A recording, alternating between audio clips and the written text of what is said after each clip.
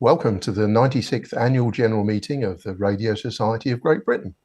I'm Steve Thomas, M1ACB, the RSGB General Manager. We start, as usual, with a few administrative points. The format of this online Annual General Meeting was agreed by the Board of the Radio Society of Great Britain in February 2023. The calling notice, previous minutes and election details were published in the April 2023 edition of RADCOM and on the Society's website at rsgb.org/AGM, together with the annual report and the financial statements. Paid-up members of the Society have been able to vote online or by post. The voting has been conducted by Civica Election Services on behalf of the Society, and the ballot closed at 9 AM on the 13th of April 2023.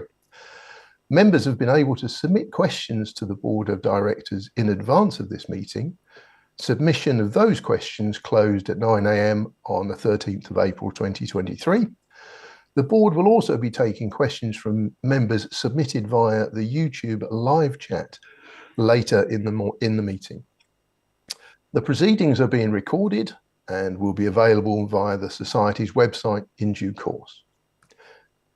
As you know from our Articles of Association, any resolutions to be considered by the meeting must be submitted 21 days in advance. We've received no resolutions and the meeting will be as set out in the calling notice. During the formal AGM, previously submitted questions will be addressed if they relate to particular agenda items, or separately during the subsequent session if they relate to more general work of the Society or amateur radio matters.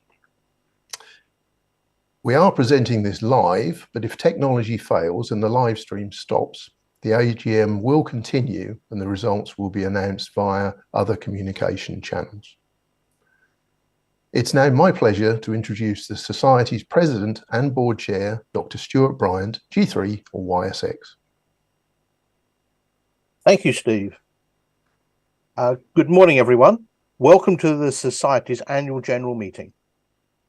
Before we start the formal business, let me confirm that this meeting is the Annual General Meeting dealing with the business as described in the calling notice. After the formal part of the meeting, I shall present a review of 2022, which will be followed by the presentation of awards. We will then move to a Q&A session for board directors to answer previously submitted and a selection of live questions as time allows. The AGM will conclude with a presentation by RSGB Propagation Studies Committee Chair Steve Nichols, G0KYA, who will explain how they put together the propagation forecasts each week in GB2RS News. You will be able to ask questions via the live chat during this presentation. We now turn to the formal meeting, the 96th Annual General Meeting. The General Manager, Steve Thomas, M1ACB, the Company Secretary and the Elections Officer, Stephen Purser, GW4SHF, and the Honorary Treasurer, Chris Wood, GD6TWF, will be contributing to this meeting. Also joining the online meeting are members of the board and the senior members of staff. We have received apologies for absence from the following member: Dennis Golding, M0RUB. We now move to the published agenda.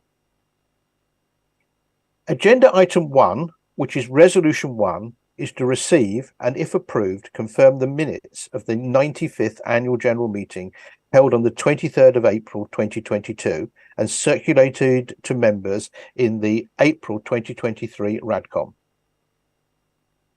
It is not a requirement that these minutes be presented at the Annual General Meeting, nor is it required that we record any details of discussions on them other than to record decisions made.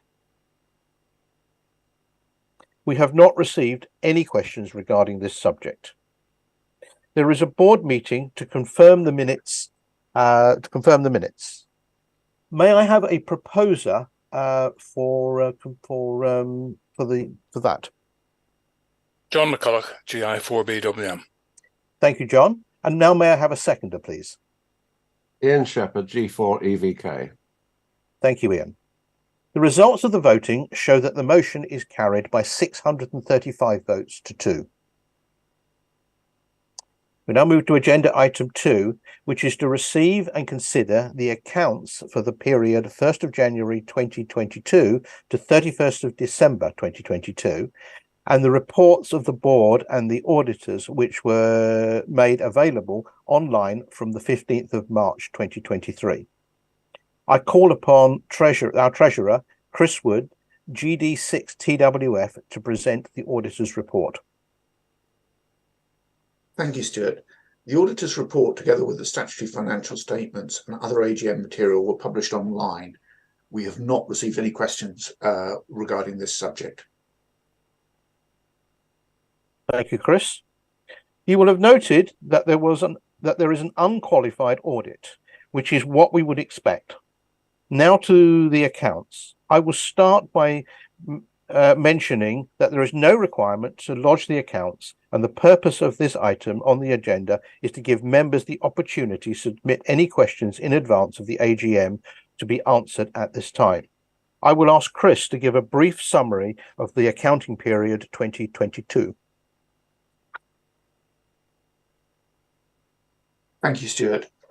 The Society emerged from the pandemic strengthened. Subsequent events, however, have proved a challenge.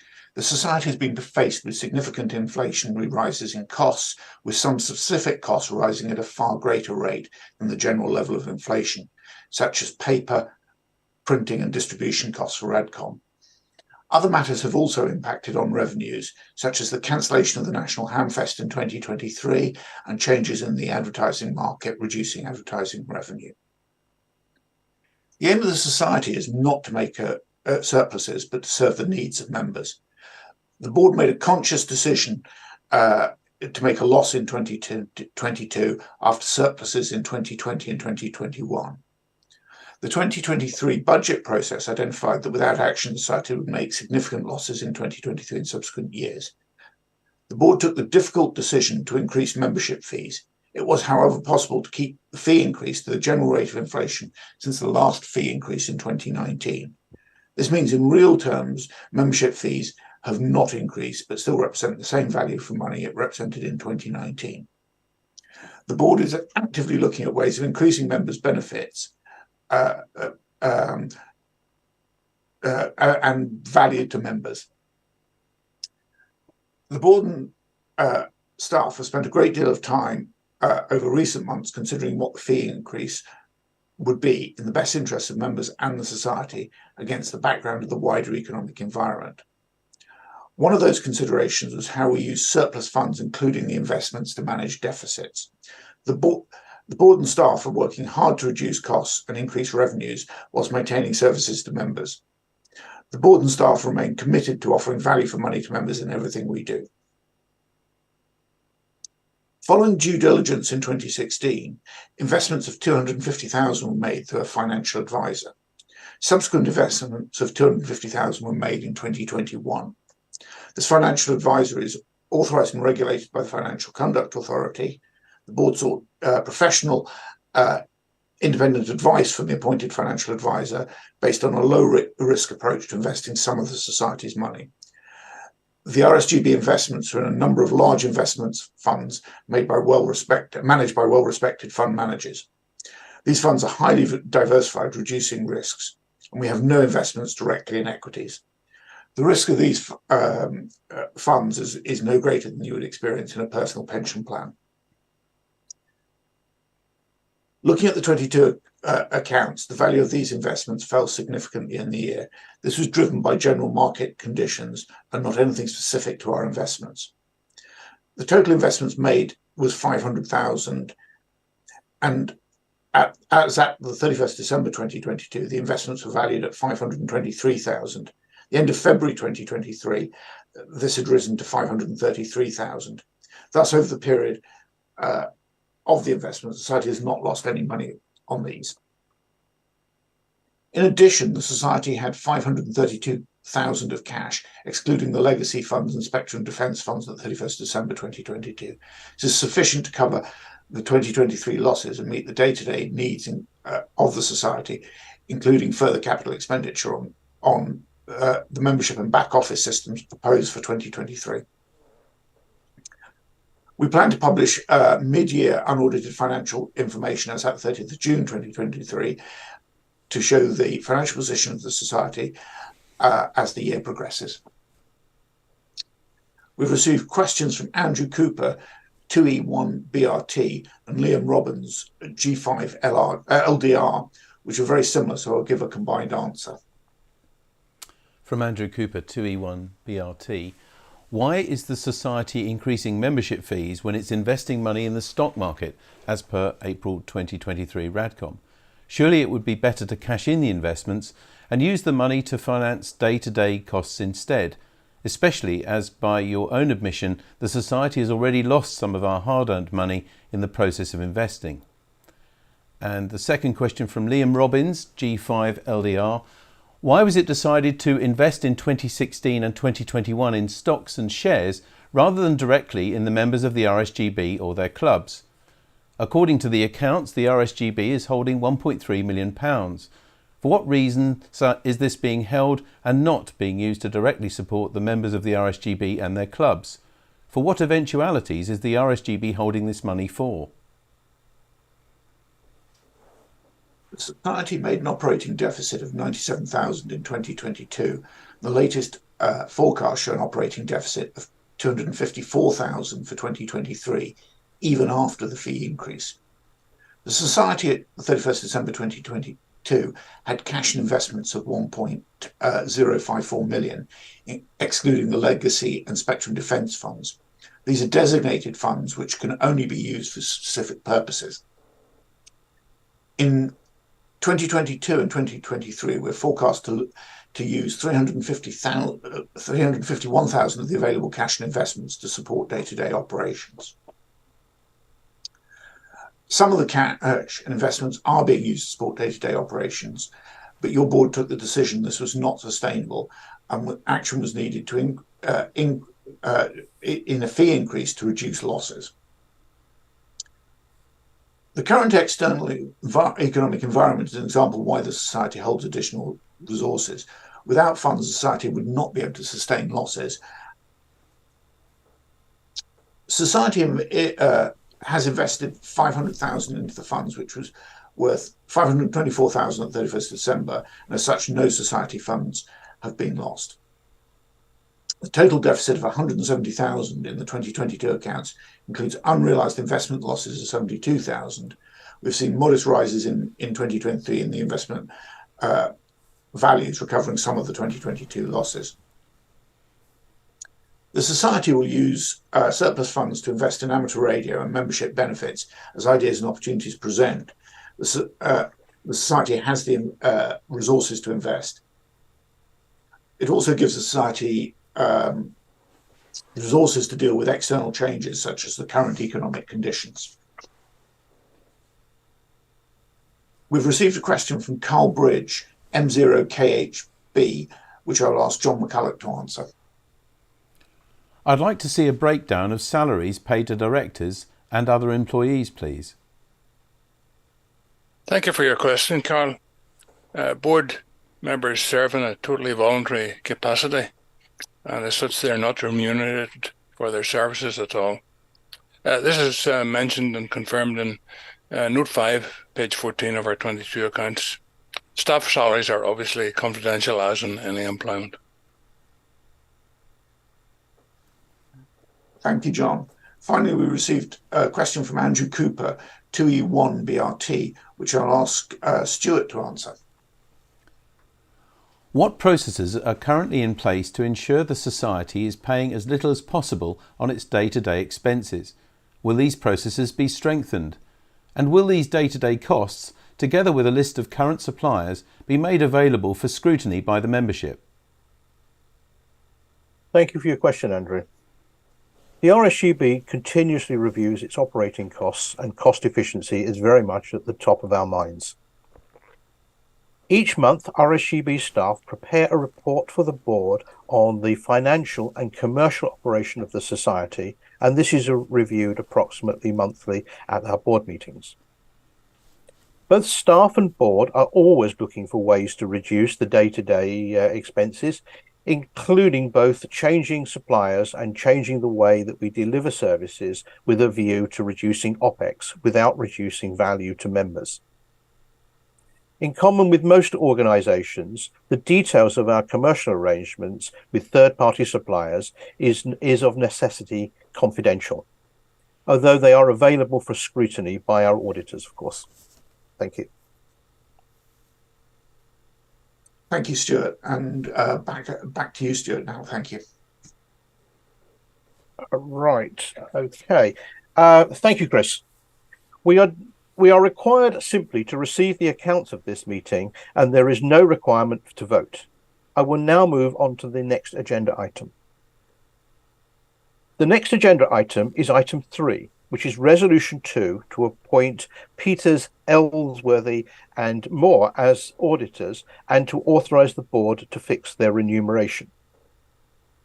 The board is of the view that, at least for the time being, reappointment of our current auditors is in the best interest of the society, both for reasons of costs and continuity.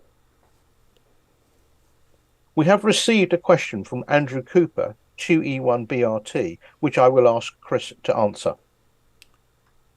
What is the process for appointing the auditors, and how is this scrutinised by the membership in order to ensure a good deal?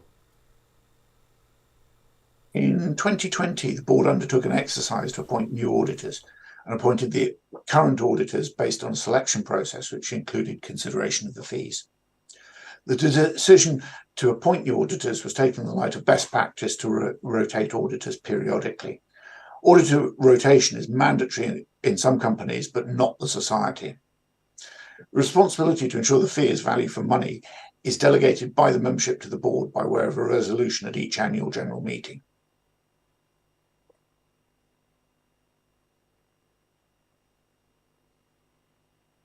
Stuart? Yep, thank you, Chris.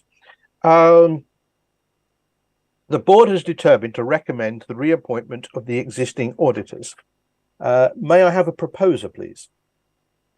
Jonathan Groves, M0VRI. Thank you, Jonathan. And now may I have a seconder, please?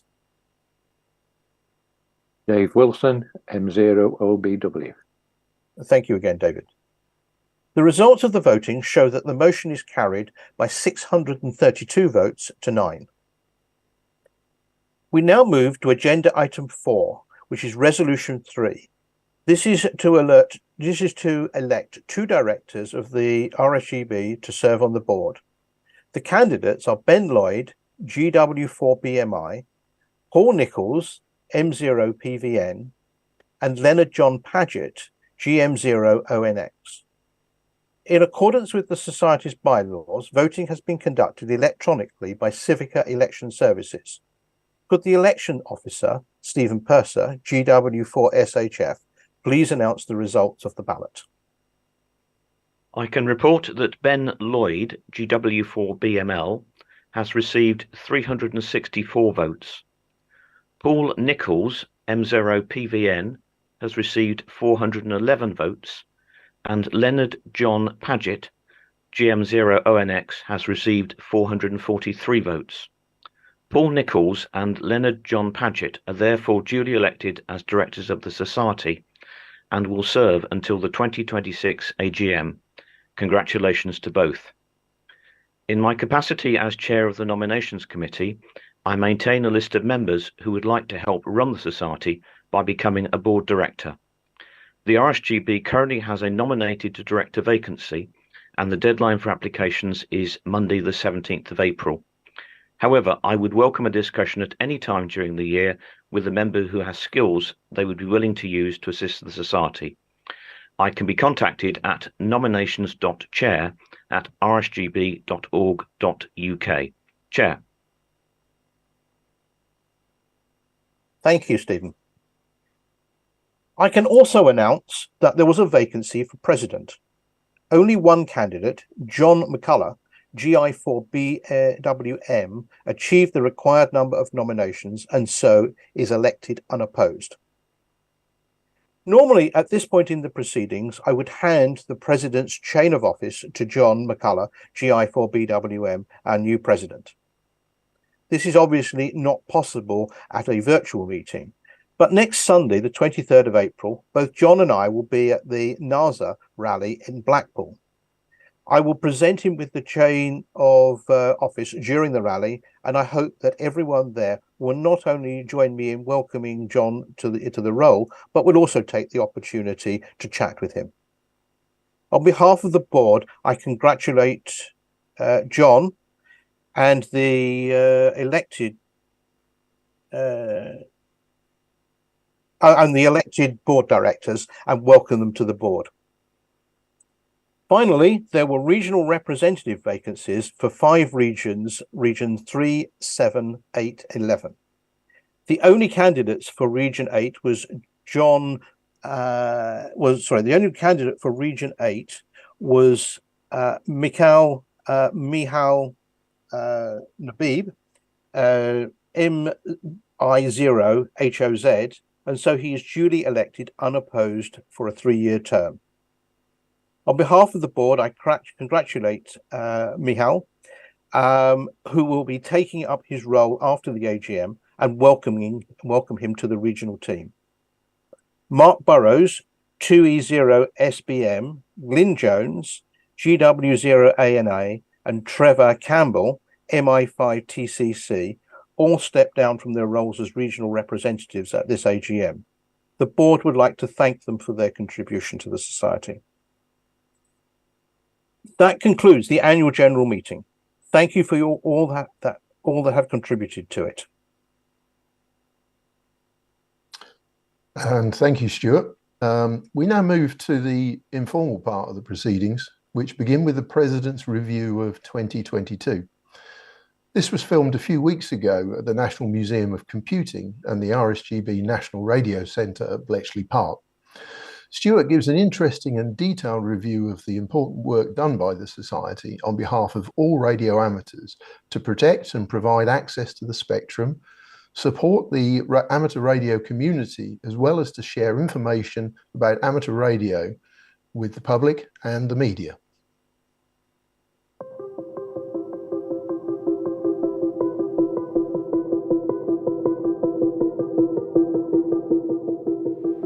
Hello, I'm Stuart Bryant, G3YSX, and I'm the 75th President of the Radio Society of Great Britain, and also, at the time of recording, the Chair of the RSGB Board. I'm speaking to you from the National Museum of Computing, which is home to the world's largest collection of historic working computers. It is an independent museum located at Bletchley Park. In addition to many conventional computer systems, one or two of which I helped to design, you will find a working demonstration of the Bomb mechanical and Colossus electronic computers used to decode the Enigma and Tunny codes respectively. There is much to bind the UK amateur radio population to the equipment here at this museum. Firstly, as displayed at the RSGB National Radio Centre, UK radio amateurs contributed to the interception of the radio traffic that was fed into the Bomb machines for decryption. Secondly, UK radio amateurs raided their junk box and contributed to the components used to build the Colossus replica. When I am at Bletchley Park, my 2 favourite stops are the RSGB National Radio Centre and then just along the road to this museum. And I recommend these to anyone who, like myself, are interested in the history and development of technology. Computers are of fundamental importance to us as radio amateurs, and as I review this year, I will touch on the importance of computers to amateur radio. At the start of 2022, we emerged from the worst of the COVID pandemic and all eagerly anticipated a return to normal. What we had not anticipated was the reluctance of many of the radio amateur population to return to mixing with their colleagues. We had not anticipated the full consequences of the lingering effect of COVID on the global supply chain. What was unimaginable to us at the start of the year was the economic consequences of Russia bringing war to Europe by invading Ukraine, or the effect of the UK government instability on the UK economy. These combined to cause significant economic challenges to the UK, and of course the RSGB is not unaffected. However, the RSGB has strong financial reserves and a board, staff and volunteer team that is ready to use this as an opportunity to move the RSGB forward and adapt to the new normal. Operating is the core of amateur radio, and we use equipment that ranges from the incredibly simple, often homebrew QRP radios of historical significance, through to modern radios of conventional or SDR design. Every radio that I have owned that was built post-1981 has included a computer, including some surprisingly early examples of radios with an internal SDR. Computers are fundamental to many aspects of operating, from logging through to QSO recording in databases such as LOTW and ClubLog. Computers are now how we hear about DX on the bands through the cluster system, and how we receive advanced information about DXpeditions. No longer do we need to rely on printed DX news sheets passed from member to member at club meetings. In terms of DX chasing, love it or hate it, computer mode FD8 is the most popular method, accounting for 59% of QSOs reported to ClubLog in 2022, rising to 71% at the beginning of 2023. Many operators automatically upload their QSOs to databases such as LOTW for DXCC credit. And just as using a paper QSL card allows a personal thank you to your QSO partner, JT Alert allows the operator to exchange post-FD8 QSO pleasantries. Similarly, VHF operators often use ON4 KST's chat system to express a post-QSO thank you. I have to wonder how the long-term future of energy-intensive, partially reliable paper QSO confirmation will be. Independent of my own personal musings on this matter, Radcom is starting to receive correspondence from members questioning the long-term viability of QSL cards. In 2022, the RSGB ran 214 contests and adjudicated over 25,000 logs, including 2,290 logs from the IOTA contest. A key to this was the bespoke software written by members of the Contest Support Committee. This scale of contesting operating and accurate adjudication of logs would simply be inconceivable in the pre-computer world. There were a number of on-air celebration events this year, such as the event celebrating the centenary of the two-way crossing of the Atlantic by amateur radio signals, and of course the events celebrating the Platinum Jubilee of the late Queen Elizabeth II. These were made possible by the use of computers to manage the events and allow a richer participation by radio amateurs the length and breadth of the country. To communicate using the amateur radio bands, we need to have access to the bands in the first place. And then we coordinate the use of these bands amongst the different amateur radio communities. The RSGB committee that is responsible for this is the RSGB Spectrum Forum, chaired by Murray Nyman, G6JYB. Amateur radio spectrum is coming under increasing pressure due to the resurgence of interest in HF for both commercial and government use, and VHF and above by interest from the Earth and Space Science community, the Thing community, and of course the mobile phone industry as they move from 5G to 6G and beyond. Of particular note is that Ofcom has publicly stated that they want to see more users sharing spectrum, something that the amateur radio community is respected for doing well. However, worryingly, we are seeing requirements expressed by the Earth and Space Sensing community that they need new, clean spectrum to which they have exclusive access. Both the need for shared access to more frequencies by new users and the need for new exclusive spectrum represent a threat to amateur radio's use of the radio spectrum. Also of note is the space-based radar proposed for 45 MHz that risks raising the noise floor on the weak signal part of the neighbouring 6-metre band, and the threat to 23 centimetres. 23 centimetres is under threat because the Galileo GNSS operators claim that there is an incompatibility between the receivers that they are proposing to use and amateur radio. All of this and more will be on the agenda at the World Radio Conference in Dubai at the end of 2023. Members of the Spectrum Forum working with the IARU have been actively engaged in the many meetings preparing for this conference, and the RSGB will have a representative at the meeting to lobby for our interests. Further details of this can be found in the 2022 Spectrum Forum report published in the April 2023 edition of RADCOM. The RSGB is a strong advocate for amateur radio access to the spectrum that we need, and I hope you will continue to support the Society in this aspect of its work. The RSGB Intruder Watch collects reports from UK licensed amateurs about HF intruders. An intruder is a non-amateur transmission in an amateur band that is not entitled to be there, such as a military data link, over-the-horizon radar, or broadcasting station. During 2022, Intruder Watch made 22 reports to the Ofcom radio station at Baldock about intruders heard on 9 different frequencies, 7 in the 7 MHz band, 1 each on 18 and 145 MHz. In 4 of the HF cases, the intrusion lasted long enough for a formal complaint to be made by Ofcom to the administration concerned. Over-the-horizon radars, especially those in Russia, China and the UK sovereign base area in Cyprus, Akrotiri, continue to be a nuisance. Intruder Watch has no signed-up group of watchers. Any UK radio amateur can report suspected intruders by an email to the RSGB Intruder Watch.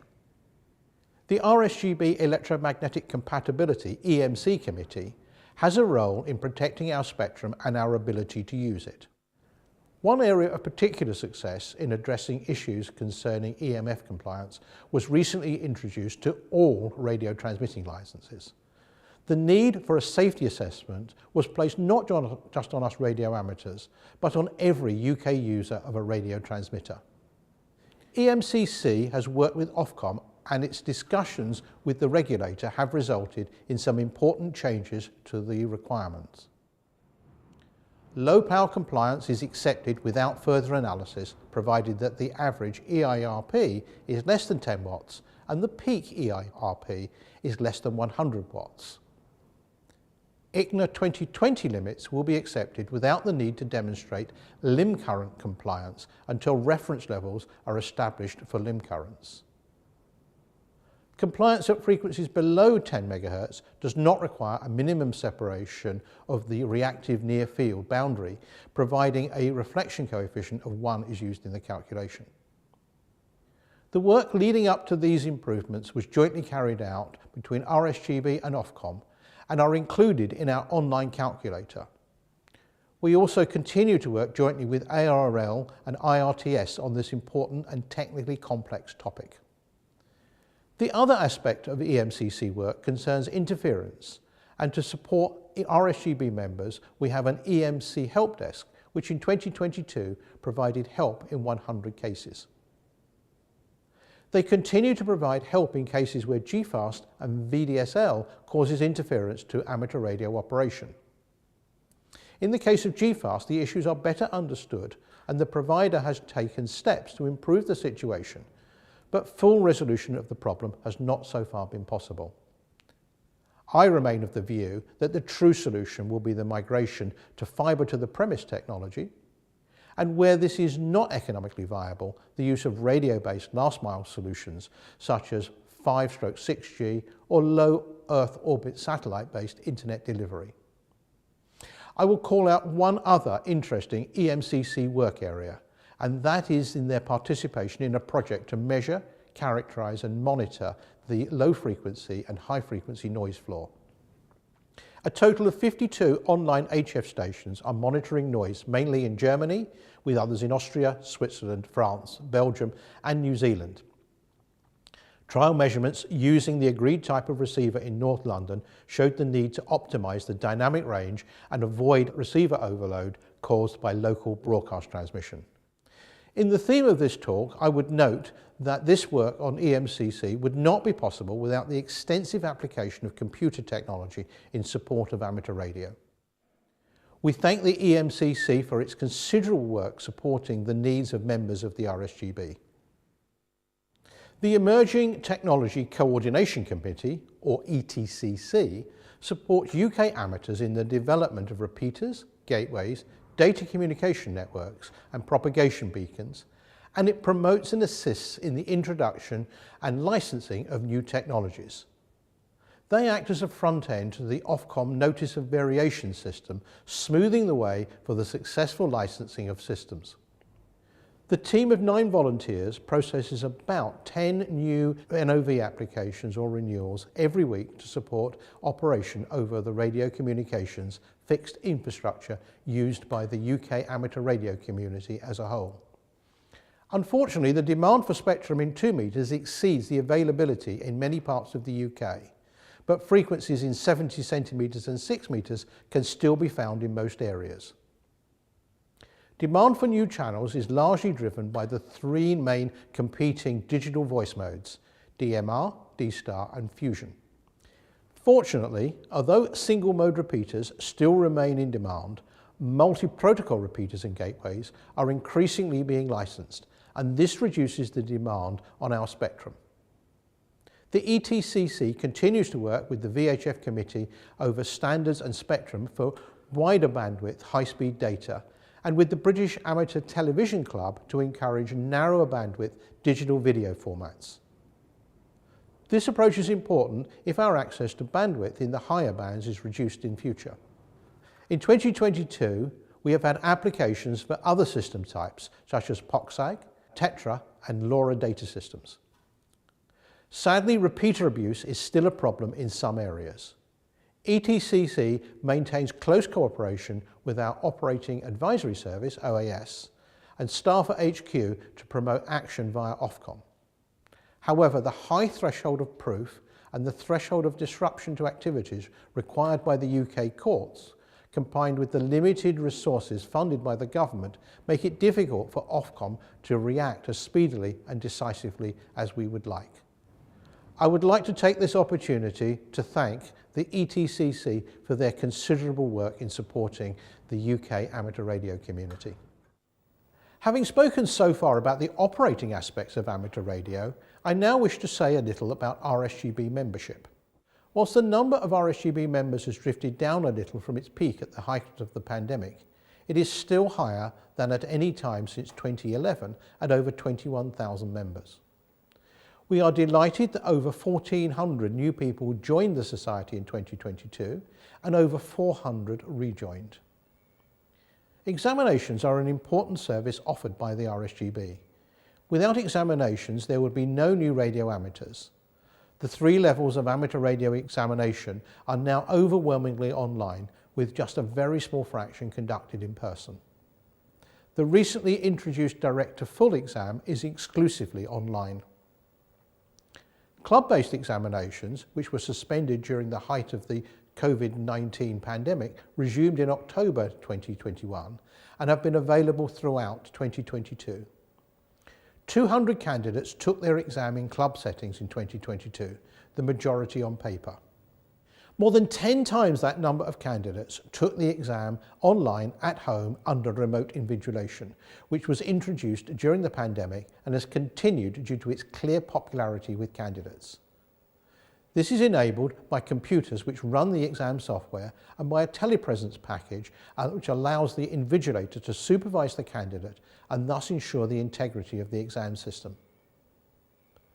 The exam is marked by a computer which communicates the results to the candidate and to Ofcom electronically, and Ofcom uses a computer-driven licensing system to manage amateur radio licenses. This system provides a number of important benefits.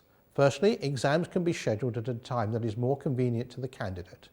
And secondly, the exam is a private matter between the candidate and the exam process, with no need to declare a failure to amateur radio friends. Due to the hard work and enthusiasm of the team of 27 RSGB remote invigilators and also club exam secretaries and invigilators, in 2022, about 1,000 examination sessions were held for 2,548 candidates and over 2,100 exam passes.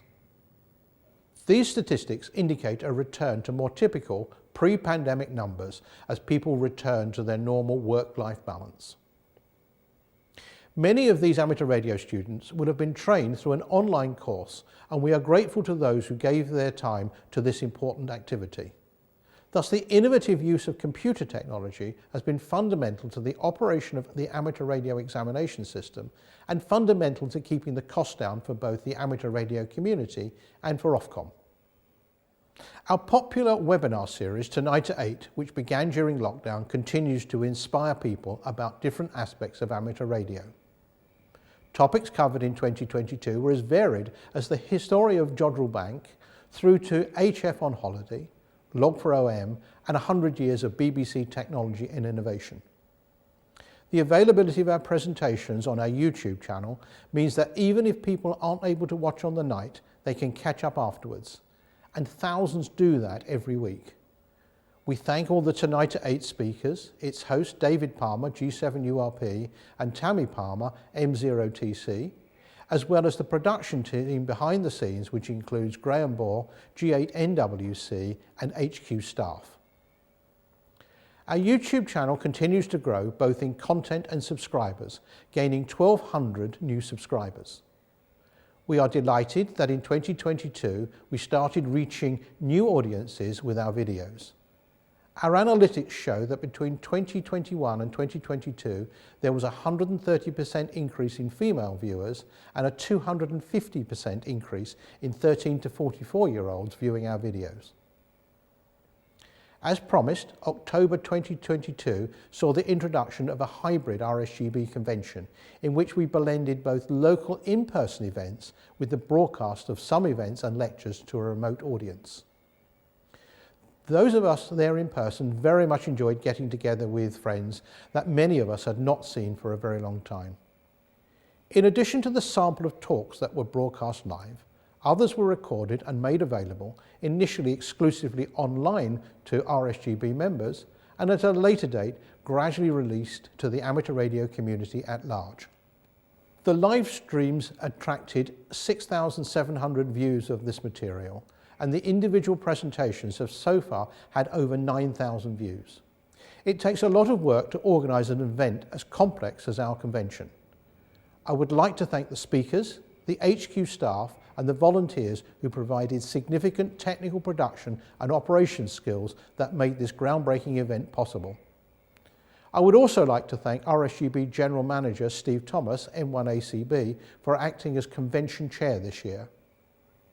A few months back, I placed an advertisement in Radcom for volunteers to help organise our various lecture and talk programmes. I would encourage anyone with the time and necessary skills to join the team that creates these widely respected amateur radio events. Much of what I have spoken about before has been concerned with our interaction with members of the RSGB and people who are already radio amateurs. We should now consider our outreach activities to attract those that do not yet have an interest in amateur radio to try it for themselves. We welcomed nearly 73,000 visitors to our National Radio Centre at Bletchley Park in 2022. This was despite it being closed during January due to COVID, meaning that it was only open for 326 days. We thank the 3 or 4 volunteers that attended the NRC every day to explain and demonstrate and enthuse about amateur radio to members of the public. Together, the 55-strong team of volunteers donated nearly 7,000 hours of their spare time to help at the NRC. To continue with my theme, the station at the NRC is highly automated with many displays to demonstrate what is going on the bands, and includes an integrated link to a remote SDR to allow reception on the lower bands when the local noise level is high. Of special note is the Build a Radio event for youngsters that was sponsored by the RCF and hosted by the RSGB at the NRC, as well as an event to celebrate the Queen's Platinum Jubilee, a World War II equipment display put on during the Bletchley Park 1940s weekend, and 2 YOTA events in December.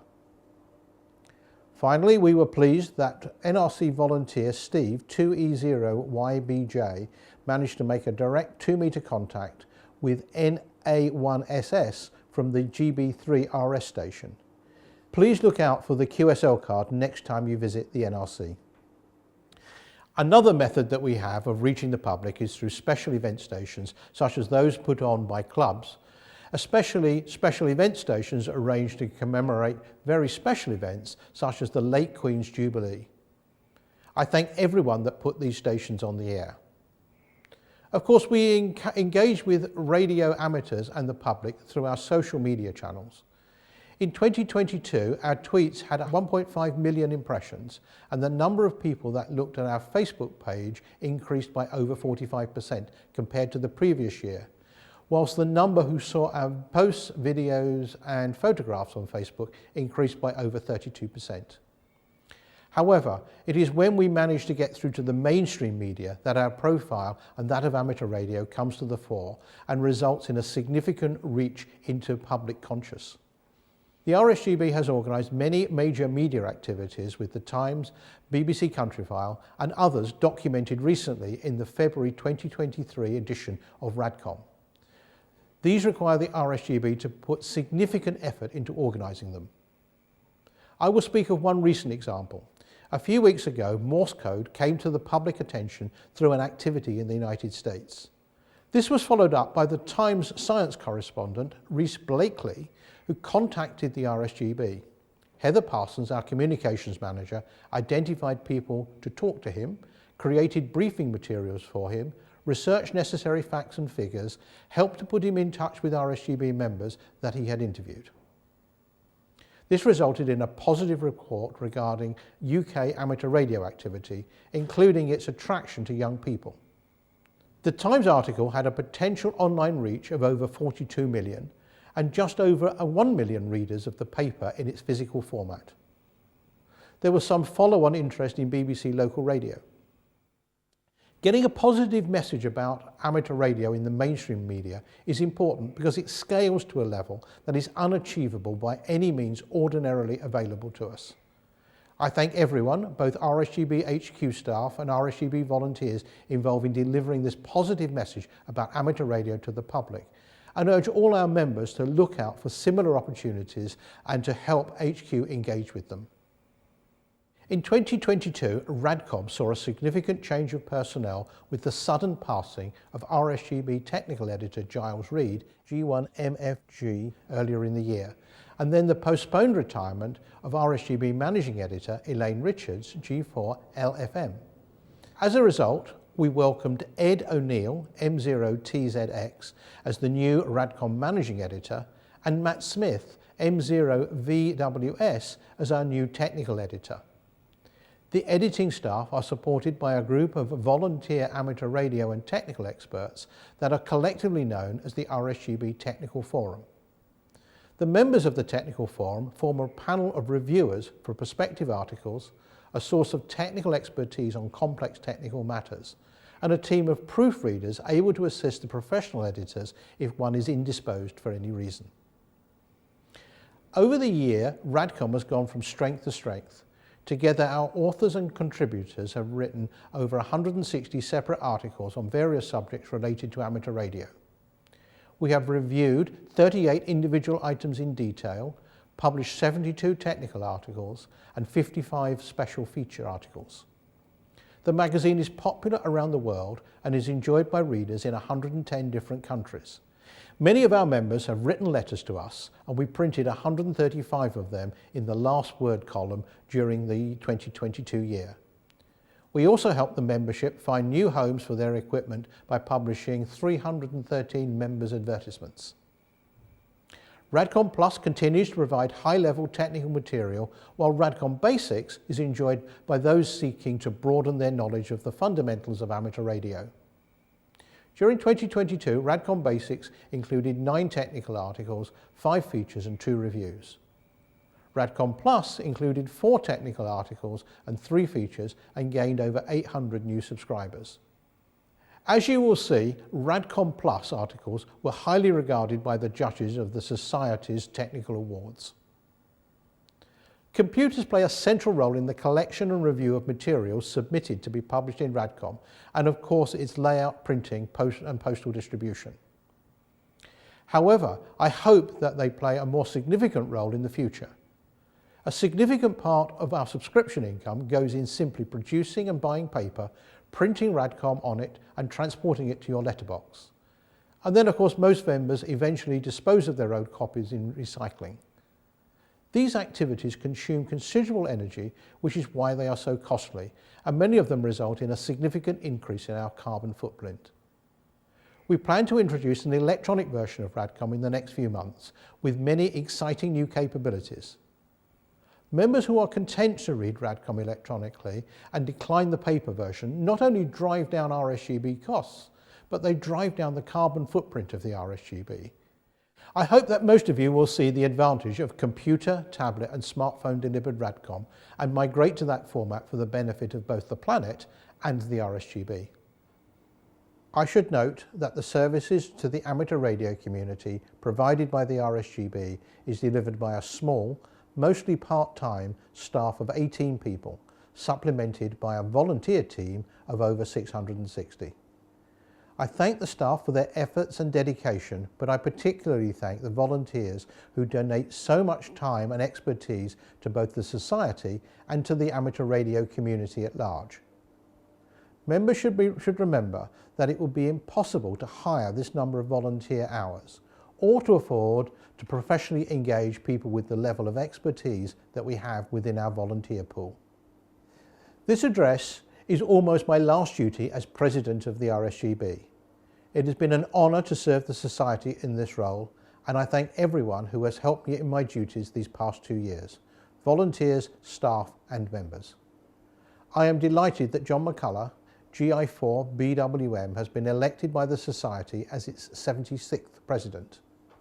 I have worked closely with John in various RSGB roles over the past 10 years, and I know that we are in a safe pair of hands.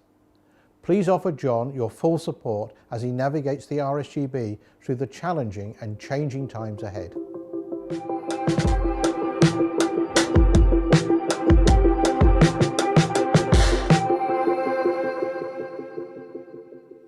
Okay. Thank you. I'd like to, particularly at this moment, say a thank you to everyone that helped me put that video together. We now commence with the presentation of the major Society trophies for 2022. These will be announced by the General Manager, Steve Thomas, M1ACB, and myself. So first, we have the Jock Kyle Memorial Award. This is awarded to the Scottish Club, Society or RSGB member that has done the most in Scotland in the field of VHF during the past year. This year, we're awarding it to the Scottish Microwave Roundtable, who held its 10th gathering in the Burnt Island in October 2022. This is the only event of its kind in Scotland and brings together microwave enthusiasts and VHF operators, not only from Scotland, but from all over the United Kingdom, to exchange ideas and to promote microwave activity. The GMRT has given a stimulus to this microwave community in Scotland and publishing our activities throughout the UK, publicised our activities. I think it's over to you, Steve. It is. And the next trophy is the Jack Wiley Trophy, which is awarded to the Scottish Club Society or RSGB member thought to have done the most for amateur radio in Scotland during the past year. And this year, this goes to Dr. Barry Beggs, GM3YEH. And it goes to Barry for many services to amateur radio in Scotland, including organising and operating the 2ZE Godley Centenary event in Ardrossan. Thank you, Steve. We now go to the Courtenay Price Trophy, which is awarded for the most outstanding technical contribution to amateur radio in 2022. And this goes to Peter Deneef, AE7PD, for his article, Radio Blackouts and Solar Flares, published in the December 2022 edition of RADCOM. The Ostermeyer Trophy this year goes to Brian Musell, G4CXJ. The Ostermeyer Trophy is awarded for the most meritorious description of a piece of home constructed or electronic equipment published in RADCOM in 2022. And it goes to Brian for his article, OLED remote ATU display published in the February 2022 RADCOM. Sadly, Brian passed away in August this year, so this trophy is awarded posthumously. And now we go to the Norman Keith Adams Prize, which is awarded for the most original article published in RADCOM in 2022.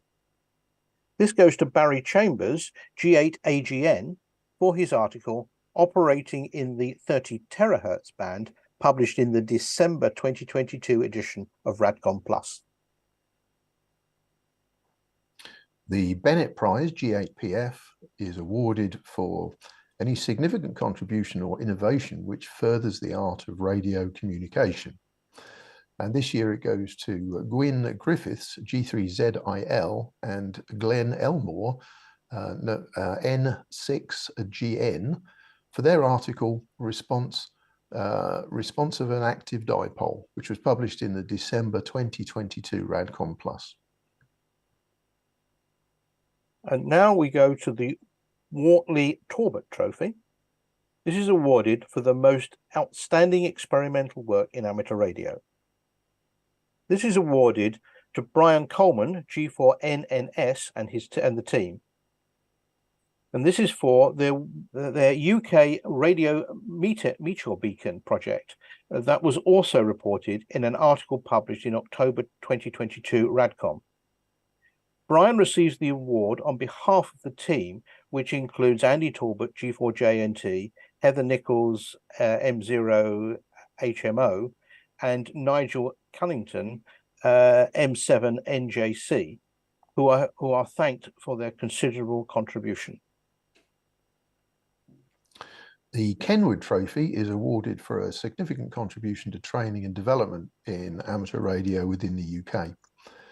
And this year, the trophy goes to Casper Pierce, 2E0KRH, for the work he's done to re-establish the Amateur Radio Club at the University of Surrey and to encourage 23 fellow students to sit the foundation exam.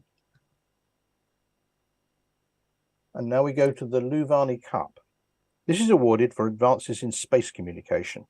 And this year, it goes to Phil Crump, M0DNY, and this is for the development of multiple web SDRs at Goonhilly.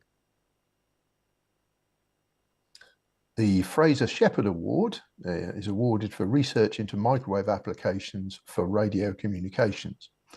And this year it's awarded to Flight Refueling, G4RFR, and the FRARS group for advances in 10 gigahertz moon bounce. And the team were Carl Raab, G6NLC, John Goodyear, M5AHQ, Julian Ganaway, G3YGF, John Fell, G0API, and Rob O'Leary, Mike 5, Radio Alpha Oscar. And now we go to the Don Cameron G4STT Award. This is awarded for an outstanding contribution to low-power amateur radio communications. And this year it goes to Dennis Anderson, G6YBC, for his contribution to QRP and to Homebrew. The Les Barclay Memorial Award is awarded to recognise those who have made excellent contributions to propagation research and understanding, ranging from conducting original research through to spreading knowledge about propagation and inspiring interest among amateurs. And this year, the award goes to Pascal Grandjean, Fox 5 Lima Echo November, for VHF and up propagation prediction tools. And now the Founders Cup. This is awarded for outstanding services to the Society. This year, this goes to David Palmer, G7URP, and Tammy Palmer, M0TC, for their work in presenting the RSGB to NITR 8 webinar series. The RSGB also acknowledges the support given by Graham Bohr, G8NWC, and the staff at RSGB. The board have decided to make a special award this year. So the board special award, it's awarded for exceptional services to the RSGB and its members. And this year it's awarded to Ken Underwood, G2RS Ken fronts the RSGB EMC help desk and provides a very fast triage service to help people with their interference problems. He also guides people through steps needed to locate and likely causes of interference, often involving other local amateurs and members of the EMC committee to help. And now the Calcutta Key. This is awarded for outstanding services to international friendships through amateur radio. And this year it goes to Nick Totterdell, G4FAL, for his work organising international on-the-air celebrations of important UK events. Congratulations, Nick.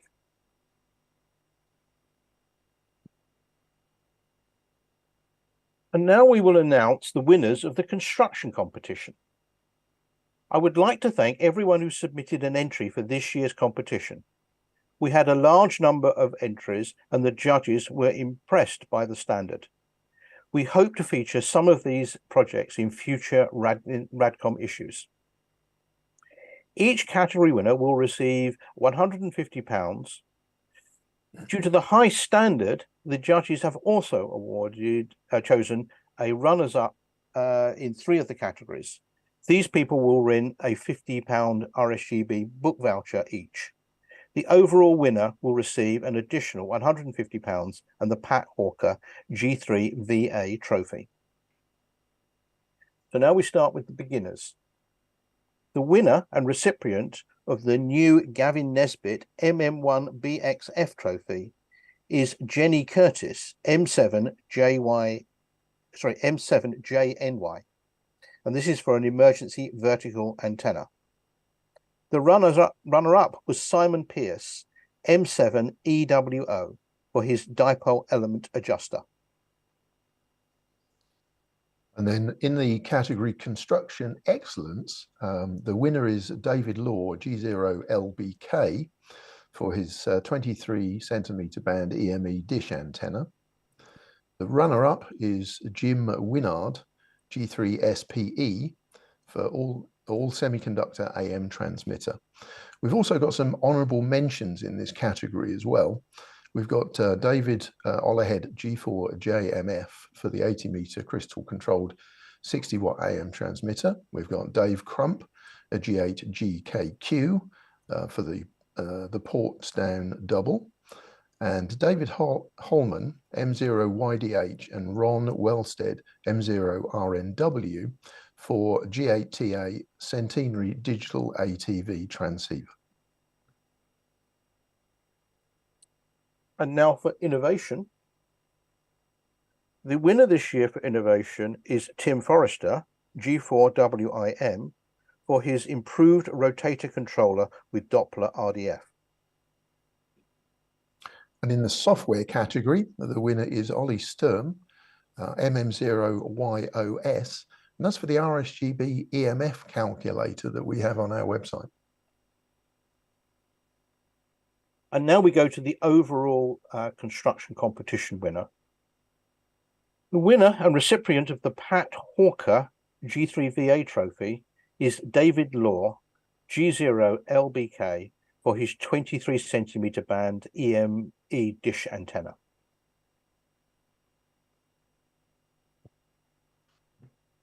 I warmly congratulate all of the worthy winners. Members have been able to submit questions to the board in advance of this meeting, but this year we are also taking members' questions via live chat. We'll begin with those submitted in advance, but we'll add in live chat questions too. David Palmer, G7URP, will facilitate the Q&A. Hello. The first question is an advanced question sent to us by Trevor, M5AKA, and I'm going to ask this of Dave. The RSGB full exam costs £42 for a 58 question paper. On that basis, the 75 question direct to full exam should cost no more than £54. So why does the RSGB charge £95? Dave. Thanks, Trevor, for that question. On that same basis, using the intermediate fee, direct to full should cost some £58. And using the foundation fee, it should cost £93. Taking the traditional 3-tier route, the overall cost works out at £110.50. So direct default is actually discounted some 14% compared to the cost of taking the 3 exams. Remember, this exam is aimed at a specific subset of people who, in the terms used in the announcement, are aspiring amateurs who are already competent in related technical subjects. Pricing the exam around the £60 mark would have encouraged people to have a punt, which, due to the exam content and the syllabus, would probably result in the pass rate reducing.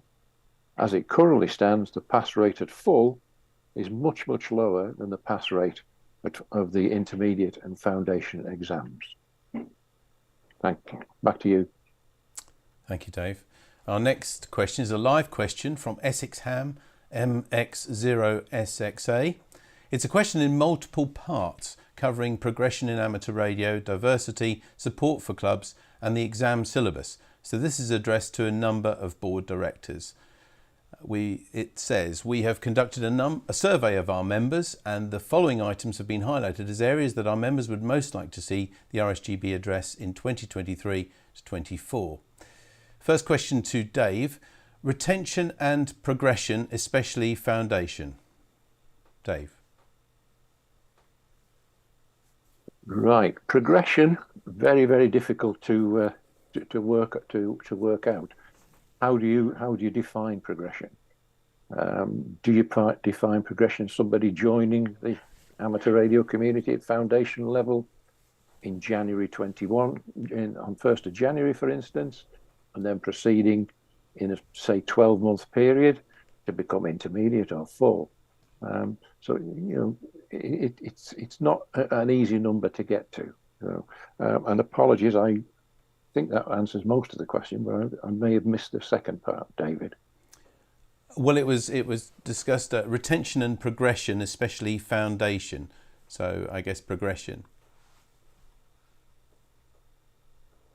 Yeah.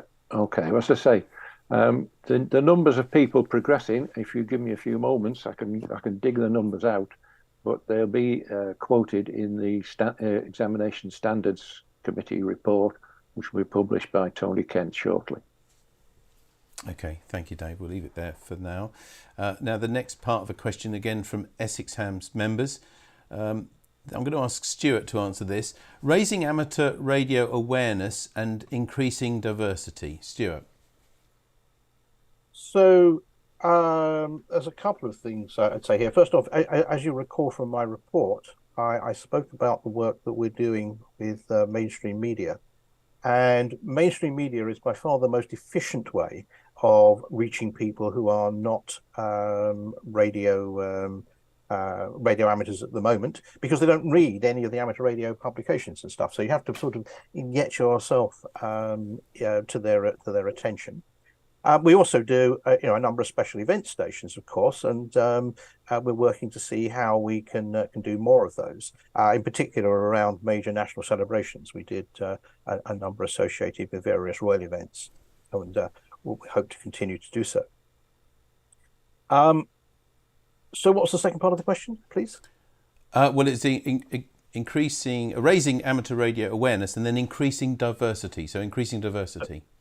So in terms of diversity, we accept that we don't do particularly well at that. And you'll see that we've placed an advertisement in Radcom and on our web and social media for someone to advise the board on how to improve social diversity.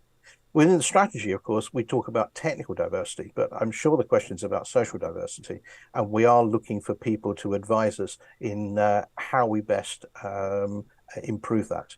You will notice, by the way, that there were some statistics posted in the year in numbers that suggest that we are doing a little bit better, but we know we've got a long way to go. Okay. Thank you. Thank you. David? Yeah, thanks, Stuart.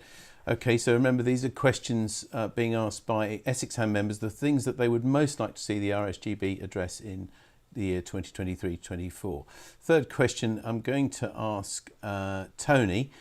Support for clubs that are currently struggling post-pandemic. Tony.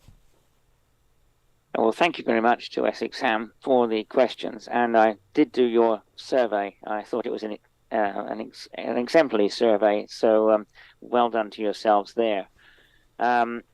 Supporting clubs, it's obviously become a different kettle of fish since we came out of COVID, because a number of clubs have not been able to reopen, mainly because of people disappearing to other pastures.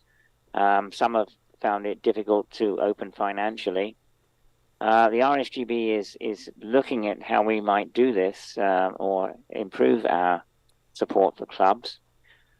Recently, the Club Finder went back live, and I'm pleased to announce that clubs can now put their opening times and so forth onto their Club Finder pages, and that gives them extra publicity. We're also looking at ways that we can assist them in other ways, perhaps by trying to set up self-help peer-to-peer nets that clubs could participate in. And I do urge clubs to perhaps think of that. That is, there are a number of nets, these have come out of COVID as well, that they could contribute to setting up peer-to-peer nets for self-help and run it through local repeaters or their own club repeaters or whatever they might have.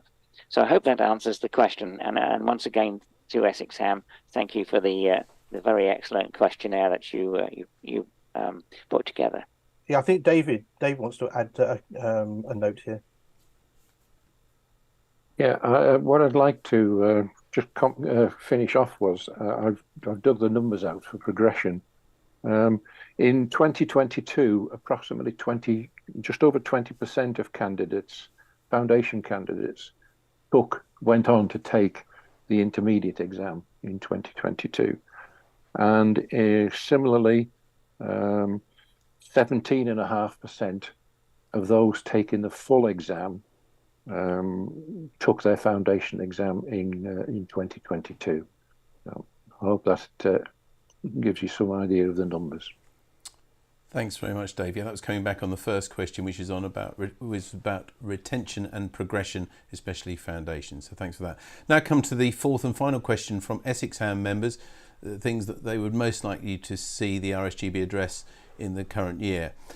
I'm going to ask this of Jonathan. Another recurring topic in the survey was updating and simplifying the exam syllabus. Any comments from the board would be appreciated. So first to Jonathan, please.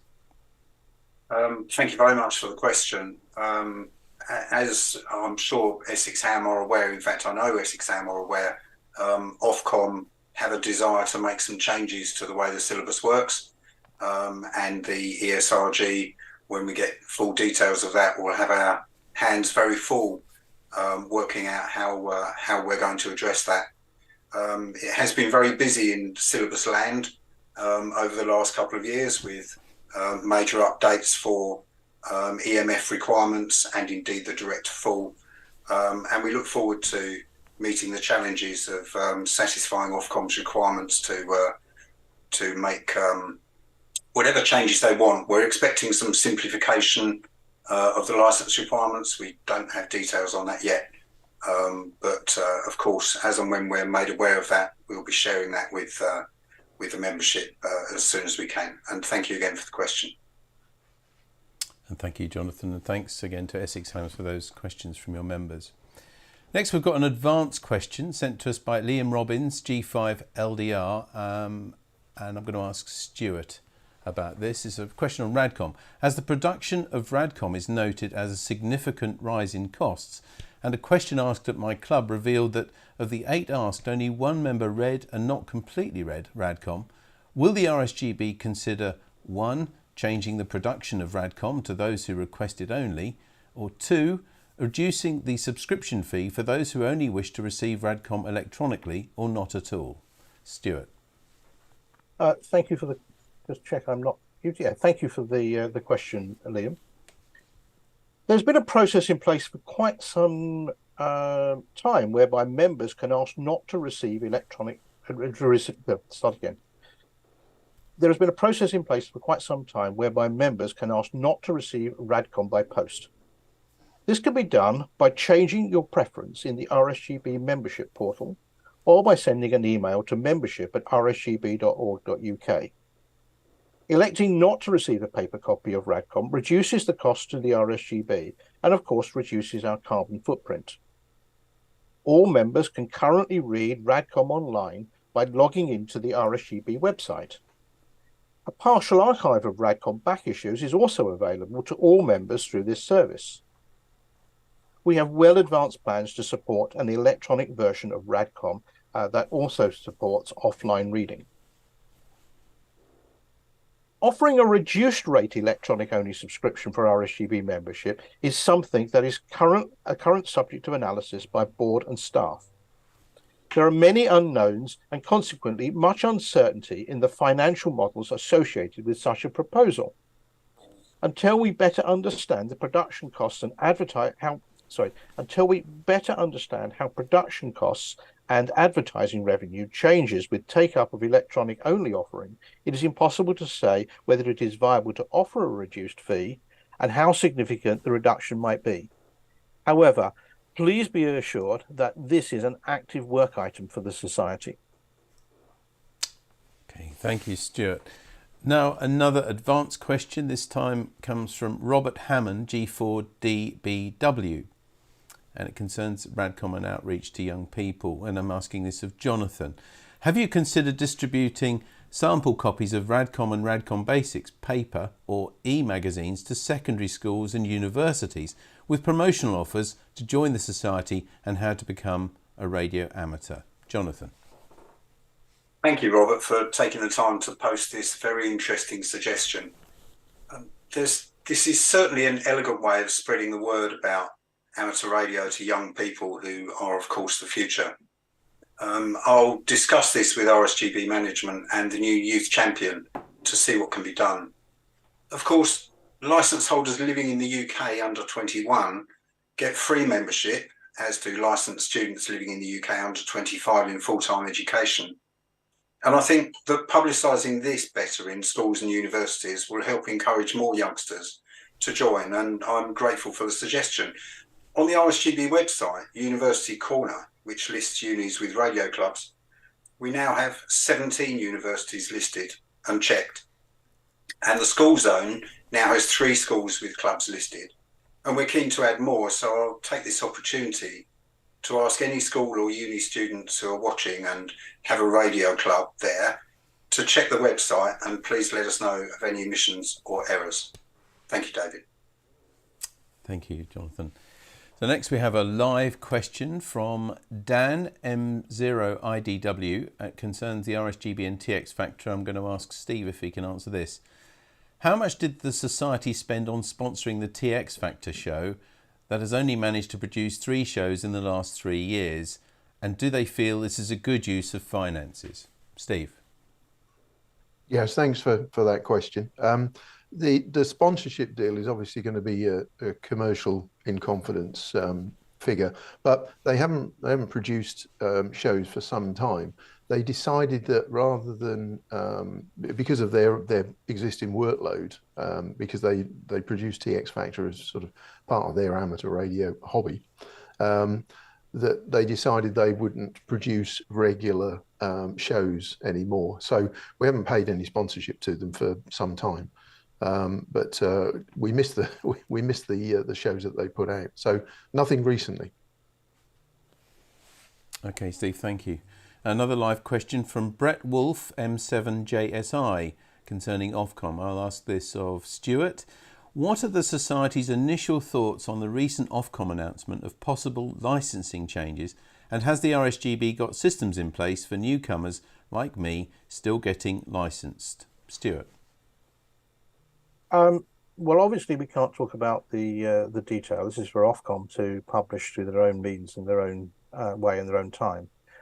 But from what information we have had, we're really quite excited that this is going to be a major step forward for amateur radio. So I can't really say anything about the detail, but rest assured that a number of us who've been working with Ofcom and thinking about amateur radio license conditions, etc., over a number of years, find this a very positive and encouraging step. In terms of supporting beginners, then, well, I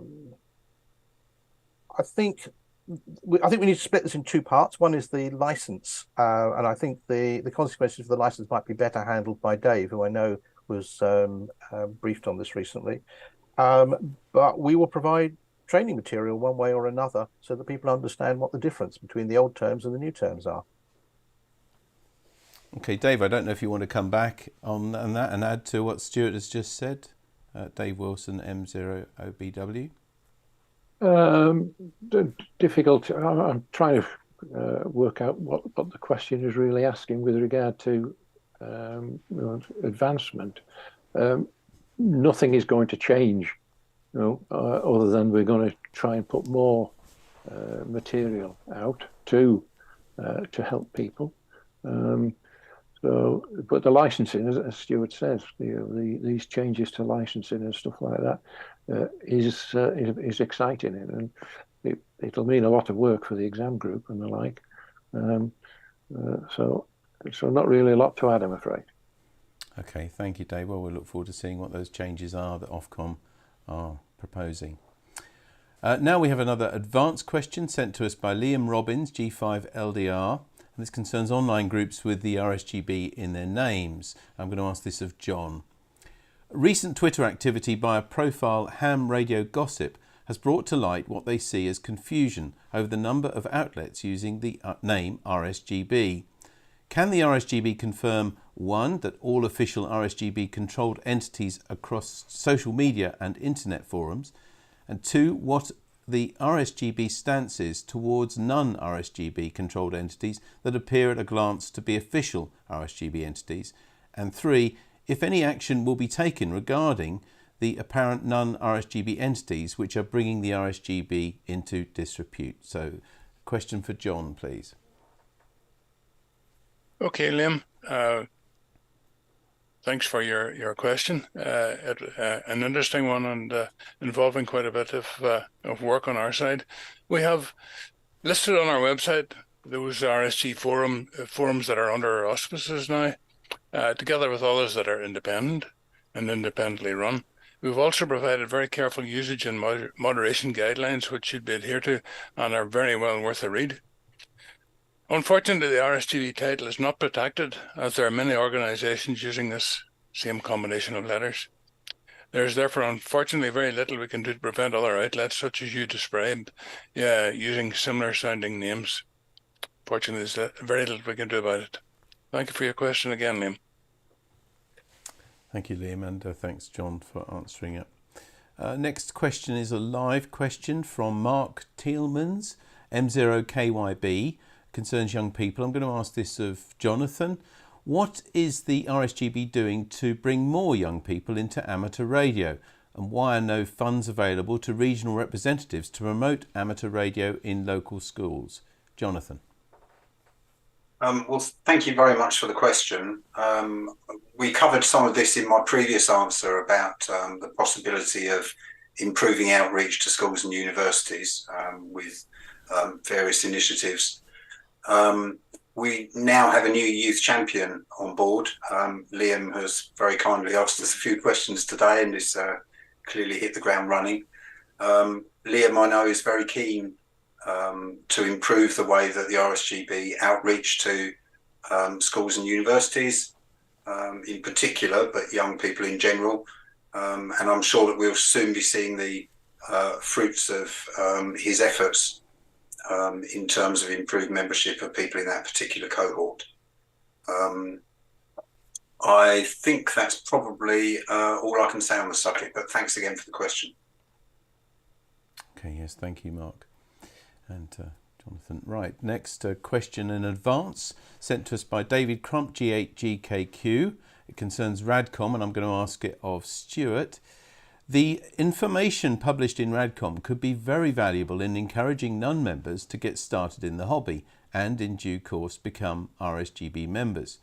Does the board consider that the revenue gained from sales of past copies of RADCOM stored on digital media continues to outweigh the benefit that might be gained from making all RADCOMs available for free online 3 years or so after publication? Stuart. Thank you for the question, David. First, I think we need to remember that the RSGB has media offerings other than Radcom, and that within Radcom there are 3 offerings in the portfolio. We make many videos, and whilst these are often initially made available exclusively to members, they usually progress to our publicly available YouTube channel. Several of our videos are specifically targeted at beginners and are publicly available on various channels. Concerning Radcom, we are in the process of better understanding how our publication strategy should change to match the overwhelmingly digital world of 2023 and beyond. As you note, we will need to consider how to balance the benefits of membership with the need to publicize and encourage interest in amateur radio.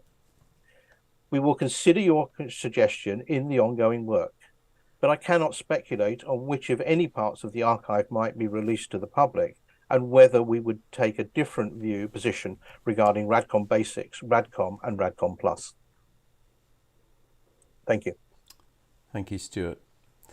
Now we have an advanced question sent to us by Stephen Cape, M0LDX. It concerns lobbying MPs. I'm going to ask this of Stuart again, I think. The RSGB has been lobbying MPs for more than 2 years. What progress has been made? Stuart. Thank you, Stephen, and thank you. I believe you're doing some work in this space. Whilst we could maintain a productive and useful working relationship with our regulator, I regret to report that we have a way to go yet with our elected representatives. Whilst we have had interest by some MPs in building a lobby group on electrical noise interference, churn in the government has caused a number of those MPs to be promoted and thus made ineligible to continue to assist us. Looking objectively at the current focus of attention of MPs and the likely churn of MPs caused by boundary changes and the political mood of the country, I suspect that little government traction on this problem will be possible before the Parliament that follows the 2024 general election. Okay, thank you, Stuart. Next, a live question from Colin Walker, M7TFT, regarding the electronic Radcom. Again, I'm going to ask Stuart. Will the online version of Radcom be available to download? A downloadable version would help for those wanting to read offline on tablets and PCs, etc. Stuart again. Yes, we have a really advanced program of work to produce a version of Radcom that is available offline on devices such as tablets. That is an active work program, and I hope to announce it, or hope that the RSGB can announce it in the fairly near future. Okay. Thank you. Thank you. This is a live question from Edmund Spicer, M0MNG. It concerns the coronation. I'm going to ask Len if he can answer this. Are there any updates beyond those in the latest Radcom about the coronation arrangements? My vested interest is the specifics of Beacon Connect, as I have a beacon just down the road. For example, if logistics meant it would be difficult to put up a half-decent HF antenna near the beacon, would contacts through a local repeater be valid for anything or via satellites? Len.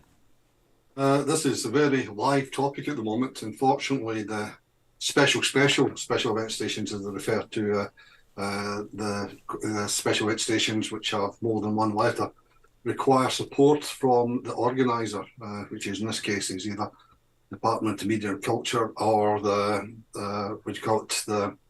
Royal House, etc. We have been having difficulties trying to get any feedback from. So the proposed Beacon special event call signs have been delayed. We have had contact with Ofcom as recently as yesterday with a way forward, and they're going to have a little think about it and hopefully come back early next week. So apologies that it's all happening rather late. It's not our fault. We have been through our special event, coordinator, been working hard to try and get this thing sorted out.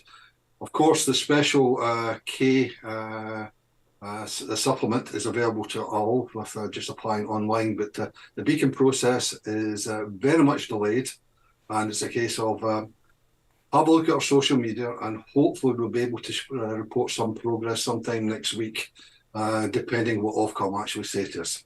Thanks very much. Okay, thank you, Len. Now, a live question asked from Andy Mace, M0MUX, regarding YouTube. I'm going to ask Steve if he can take this. It's been mentioned an uptake of 250% in 18 to 44-year-olds watching the YouTube videos. What do that equate to in actual numbers of people watching? Steve? Yeah, okay. Thanks, Andy. Good to hear from you. I've got to say, first of all, I haven't got the numbers in front of me. We looked at the YouTube analytics to back up Stuart's video, and it gave us some percentages. It gives us geography, gender, age, things like that, or YouTube's perception of it. So those were the percentages that we used in those graphics. But I honestly don't have the numbers in front of me at the moment, but happy to talk to you about it, Andy, if you like, later. Okay, thank you very much, Steve. I think we've probably run out of time now for any more questions. So hand it back to the board chair, Stuart. Oh, we have one other question asked in advance, actually, which we'd like to carry. And this, if we could put it up on the screen. Sorry, but as we said, this is live. This is a question submitted in advance by Jeff Plunkett, G4FKA. Recognising the success of online AGMs during the virus lockdown, is it now intended that future AGMs will be online only? If so, I'll miss the social element of the event, but also appreciate the cost savings associated with the venue and catering. And I'm going to ask this question of John, please.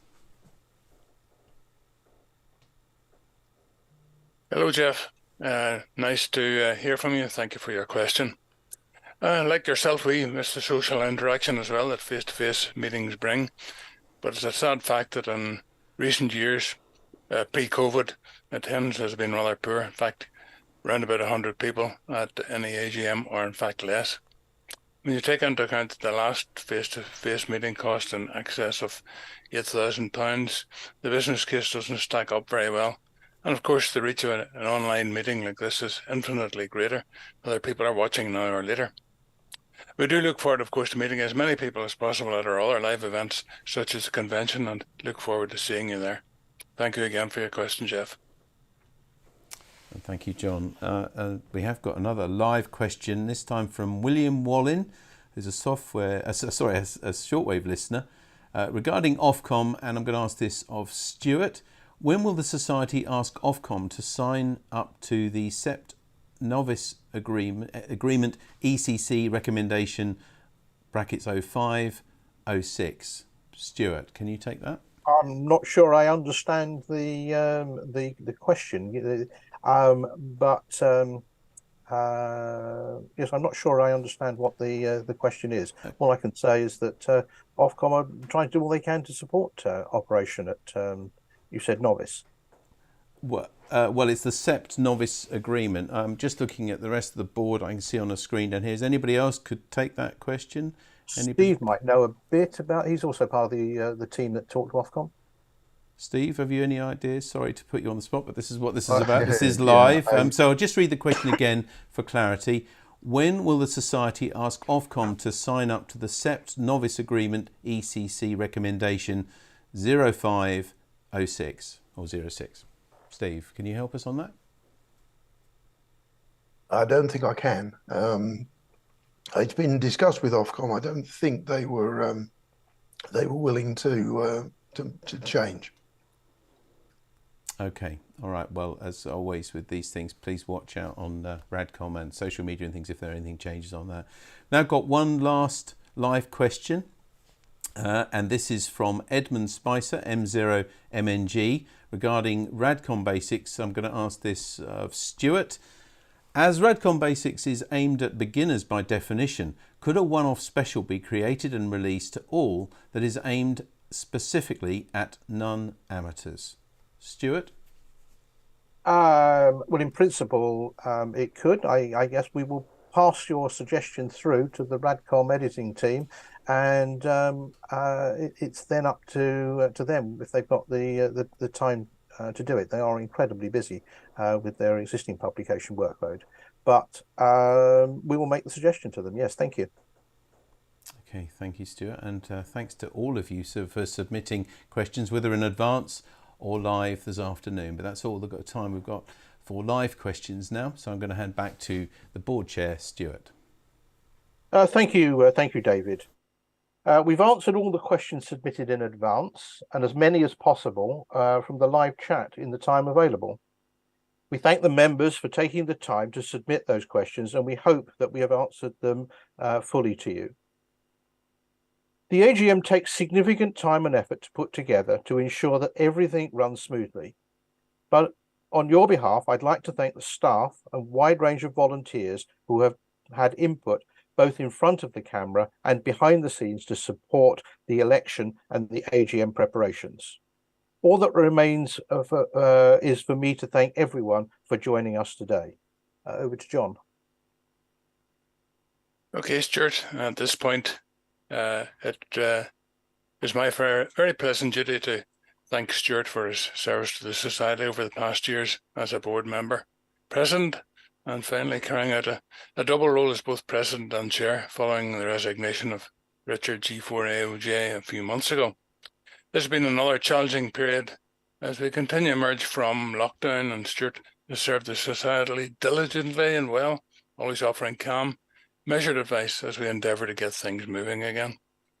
On behalf of us all, I thank you and wish you well for your future adventures in amateur radio, whatever they may be. Over to you, Stuart. Thank you, John.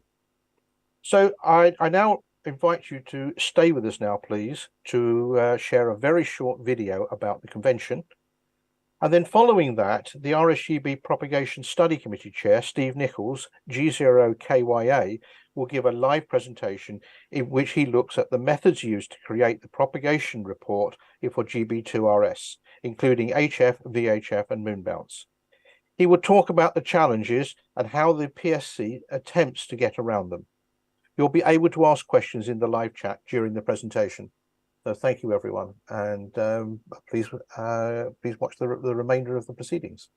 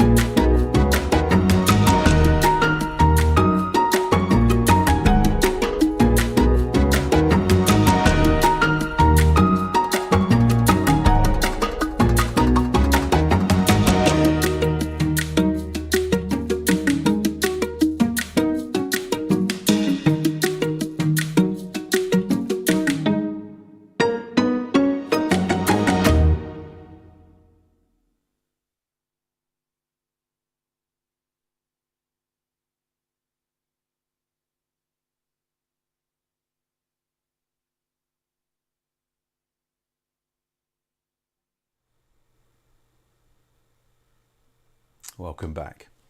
As most radio amateurs come to realise, one of the main joys and sometimes frustrations of our hobby are the dramatic effects that propagation can have on making QSOs. Fortunately, it's not entirely unpredictable, as one of the key roles of the RSGB's teams is to compile a weekly forecast of likely propagation across the bands and publish it as part of the weekly GB2RS news. With us now to explain how this is done is the chair of the RSGB Propagation Studies Committee, Steve Nichols, G0KYA. Good to see you, Steve. Can you give us a quick flavour of what you'll be covering today? Yeah, well, we're going to look at the history of GB2RS, how long it's been running and why, what we've changed over the past 5 or 6 years to make it more relevant, and then some of the difficulties we gather or come across doing HF, VHF and moon bounce propagation reports. So hopefully people get a better idea of how we go about it. And I can tell you some of the problems we have. Well, all right, we look forward to that, Steve. And before your presentation, a reminder that if you're watching this on Saturday, the 15th of April, then this is live. And you can ask Steve questions or make comments on YouTube chat at any time during his presentation or straight afterwards. Please include your first name and call sign if you have one within every message. And note that you can make this video stream fill your screen on most devices, usually by double-clicking on the picture or pressing the full screen button. But now back to Steve to find out how the Propagation Prediction Report is produced. Okay, thanks, David. Well, as I said, the GB2RS actually started in 1955. I didn't realise it was that old in a way. And the GPO originally said that the broadcast could be made on Sundays on 3.5 to 3.8 megacycles. I do like that, megacycles, not megahertz. And then 40 meters, 7 megs came on board in 1956. And in fact, the propagation segment was produced by Neil, G0CAS, and Martin, G3USF, for more than 20 years. And I'm sorry to say that we heard this week that Martin has gone silent key. So it's quite timely, this. But originally, the propagation segment just consisted of solar factual data and the solar forecast. So when I came along and said I would take it over, we had lots of questions. People were saying, what's all this BZ stuff? What are nanoteslas? Can we make it more relevant to radio users? Can we include VHF? Can we include HF predictions? Oh, and by the way, don't make it any longer.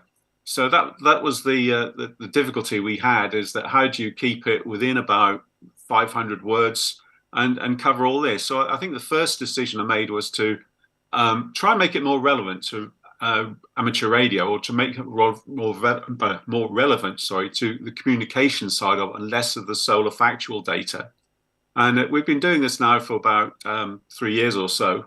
So nobody's complained yet. So we'll see. But I'd just like to go through how we do it and some of the problems we come across. Well, currently the thing is really split into 4. I do the HF part. Jim, G3YLA, looks at the VHF and UHF side. And also between May and September, he runs the sporadic E side of the bulletin as well. And then we have a separate piece on EME, Aurora and Meteor Scatter, which is produced by John, G4BAO, or Sam, G4DDK. So we're very lucky to have some real experts in this. I mean, Jim is a professional meteorologist, and Sam and John, what they know about EME, what they've forgotten about EME, I could write on the back of an envelope, I think. So it's very useful. So this is how we do it, and we really produce it on Thursdays. It comes out on Thursdays. Jim, don't ask me why, but he likes working through the night. So he generally tends to produce his piece about 1 o'clock in the morning on Thursday morning. So at least we've got that to start with on Thursdays. Then I add the HF part, and John, we have a shared Google document. That's how it's done. And John adds his, and then we pass it on to RSGB on Thursday afternoon. So you can immediately see the problem in that it's produced on Thursday, but it's going to be read out on Sunday, and then it's got to run for the next 7 days or the week after that. So it's really like looking into a crystal ball, to be honest. And as someone said to me recently, the trouble with predictions is they're very difficult, especially if they're about the future. So that gives you some idea of what we have to go through. But if we look at HF, first of all, this is the bit I do. Well, we get access to lots of data. We have current conditions. We can look at HF. We can look at last week's solar flux index, K indices, and other events like flares. And I've put the links. Oh, by the way, I've put this presentation live about 10 minutes ago on my blogspot page, so g0kya.blogspot.com. I think it's .com or .co.uk. So if anyone wants to download it to get some of these URLs, they're more than welcome to do that. And I'll say the URL at the end as well. So anyway, back to this. So we rely very heavily on NOAA and the Space Weather Prediction Center data in America. I've also spoken with the Met Office, because the Met Office has a space weather department now. And the only problem with that is they only forecast 4 days in advance. So really, we need to be able to look forward about 10 days, I think, from Thursday onwards. So that's where the first difficulty lies, really. So first thing to do is to use, as I said, Space Weather Prediction Center has a 27-day advance guide to what they think the solar flux index and solar flare activity, or the KP index, actually, the geomagnetic conditions are going to be. And so that's the first stop, to see what they say. And then solarham.com is a very, very useful resource from V3EN. This is really a kind of a go-to resource, because it gives you real-time information on what's actually happening in terms of space weather. So we've got sunspot numbers, we've got K indices, we've got solar wind speed, all this information. And this is all really brought together to work out what we're going to say for the next week. As I said, the 27-day outlook of the space weather prediction information is there. The United States Air Force also produce a 45-day AP index and 10.7 centimeter flux forecast. That's the SFI forecast. They don't always agree with each other, which is interesting, but it's a start anyway. It gives us an idea of what's going to happen over the next 27 days, or the next week at least. And we can also look back to see what happened 27 days ago, because the sun rotates on average 27 days. So if we had really, really bad conditions due to a coronal hole or something 27 days ago, there's a fair chance that 27 days later, conditions will not be good again. So this is another look into the crystal ball, if you like, to see what we can do about it. But just to look at this, let's have a look at the Space Weather Prediction Center. This is what really gets me. This is what they predict, and I've charted back to look at what has actually happened. So you can see there from February, at the bottom there, 130s was the SFI prediction. The actual one was 152 to 169 in that week. Then 125 to 145, and it was 159, 182. So actual predictions have been better. Actual conditions have been better than the predictions. But then we go up a little bit. The prediction 170, 185. It was actually 134, 143. In other words, I think you can soon see that the Space Weather Prediction Center predictions are not terribly accurate, to be honest. Now, is this really a problem? Well, I think it's interesting to know what's going on with the sun, but it's not essential to know this if you're using a propagation prediction program such as VOACAP or PROPI, which is the ITU RHF prop program, because they are advised to use predicted or smooth sunspot numbers. Smooth sunspot numbers are averaged out over a long period of time. So that's the recommendation, and they're meant to be more accurate with the smooth figures. In other words, you shouldn't really use live solar flux index or solar sunspot number figures for prediction programs. You have to use the smooth one, and that's where we really start from. But then there's a confusion there, because there are at least 6 ways of smoothing them, to be honest, including a standard method, McNeish and Lincoln, Kalman, and then combined methods as well. So where do you go from there? Well, I think we can only give an indication, therefore, of what space weather is doing at the moment. And I think we use GB2RS now as an educational tool as much as anything to describe that if the K index goes up, HF conditions get bad. Or if we know that the critical frequency is going to be X this week, that means that you can work 3,000 kilometers on X, 10 meters or 12 meters or whatever. So we use GB2RS in the HF section really as a educational tool as much as anything. And we like to highlight, or I like to highlight the expeditions. I like to highlight events such as International Marconi Day, which is next week, to give people an idea of what they can work on what bands, and also to tell them that the changes that happen. For instance, the 10-meter band is not as good as it was, but this isn't really down to the solar flux level. It's due to the fact we're moving towards summer, and MUFs come down in the summer due to a change in the ionospheric chemistry. So it's a chance to tell people, what is coming up, but also what they can expect. The other one that I like to talk about in the winter is the low band conditions, and the fact that you can work the states on 80-meter sideband, at or around sunrise or thereabouts, because a lot of people just don't realize that they can do that kind of thing. So there we are. So that's really the first bugbear I've got to confess, is that we know that if we give prediction figures, they're not going to be terribly accurate. But it's the best we can do. We can't get any better figures from anywhere else. So if anyone's got a solution to that one, do let me know. But so we use, just to recap, we use Shortwave Prediction Center in the States, and we use United States Air Force predictions as well. And generally just our own knowledge and looking at the sun. We use the stereo ahead spacecraft to see what's coming around the sun. I think I said this week or last week that the sun was nearly clear of spots, and lo and behold, 2 days later, one did arrive around the sun, which was we didn't see it coming, as it were. So we do our best anyway. And coronal mass ejections are massively important as well. They generally degrade conditions as the KP index goes up. And there is a coronal mass ejection prediction tool from the Space Weather Prediction Center. And it looks a bit like this. It's you can go and have a look at solarham.com and see this if you like. But it's a little bit like a garden sprinkler effect as the sun is expelling matter or plasma, actually. And it takes a couple of days to get here. So it predicts when and where conditions are going to be good or bad. So generally we can say, looking at this, yes, in 4 days' time, we expect the KP index goes up, and we're not too bad at that. I think that's not, it's one of the highlights of the report, that we do get it right better than we get it wrong, or more likely than get it wrong. And just to confirm, this is what a coronal hole is. The left-hand picture is the sun invisible light. On the right-hand side, that's the sun in extreme ultraviolet.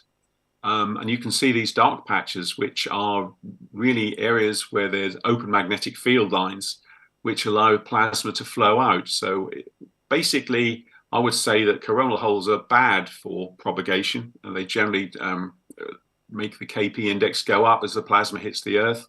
And so we can tell from these that, if there is a large coronal hole on the sun's equator, then there's pretty certain that the matter from that, or the plasma from that, is going to hit the Earth. So these are all tools that we have to bring in to have a look at. This is a graph of the number of geomagnetic storms per year, and as you can see, it varies widely from nothing in 2009, or virtually nothing, right the way up to 120 days in 2003. And generally, as we go down from sunspot maximum, this tends to get worse. So this means we've got more storms coming, I'm afraid. There's a report this week, by the way, that sunspot maximum may be coming earlier than we thought. Mr. McIntosh, or Dr. McIntosh in the States, is now saying that sunspot maximum may now be later this year. They were saying 2025, even maybe 2026 earlier. So this is something we're keeping an eye on, because it's now looking that sunspot maximum might become later this year, or maybe early next year. We'll have to see. But basically, this says that, yes, we are going to get more geomagnetic storms as we pass sunspot maximum. So, if you thought we've had some bad geomagnetic storms recently, it's probably going to get worse. And what can that do to the Earth? Well, this is a graph of the KP index, which is a measure, of course, of unsettled geomagnetic conditions. And this was in 2003. So you can see we had over 3 days of very, very bad conditions with the KP index up to 9. Great for aurora, visible aurora okay as well from the UK. Not so good for HF, which generally depletes the ionosphere and pushes the critical frequency and therefore the maximum usable frequency down. So these are not good, but this is the sort of thing we can expect probably more of as we head towards maximum, and then generally definitely more of as we go past maximum as well. The other data I use a lot is ionoson data from our Rutherford Appleton Laboratory in Chiltern, RAF Fairford, and Dorb in Belgium as well. And this is a typical ionoson plot, which is showing us that the critical frequency, that is, if we fire a signal straight up into the atmosphere or the ionosphere, and what frequency is it where it still comes back down again? And there you can see it's about, I think it's 6.325 megahertz. So these are very useful to tell us, because from that we can extrapolate and say, okay, this means over 3,000 kilometers, we expect an MUF, a maximum usable frequency of about 20 megahertz.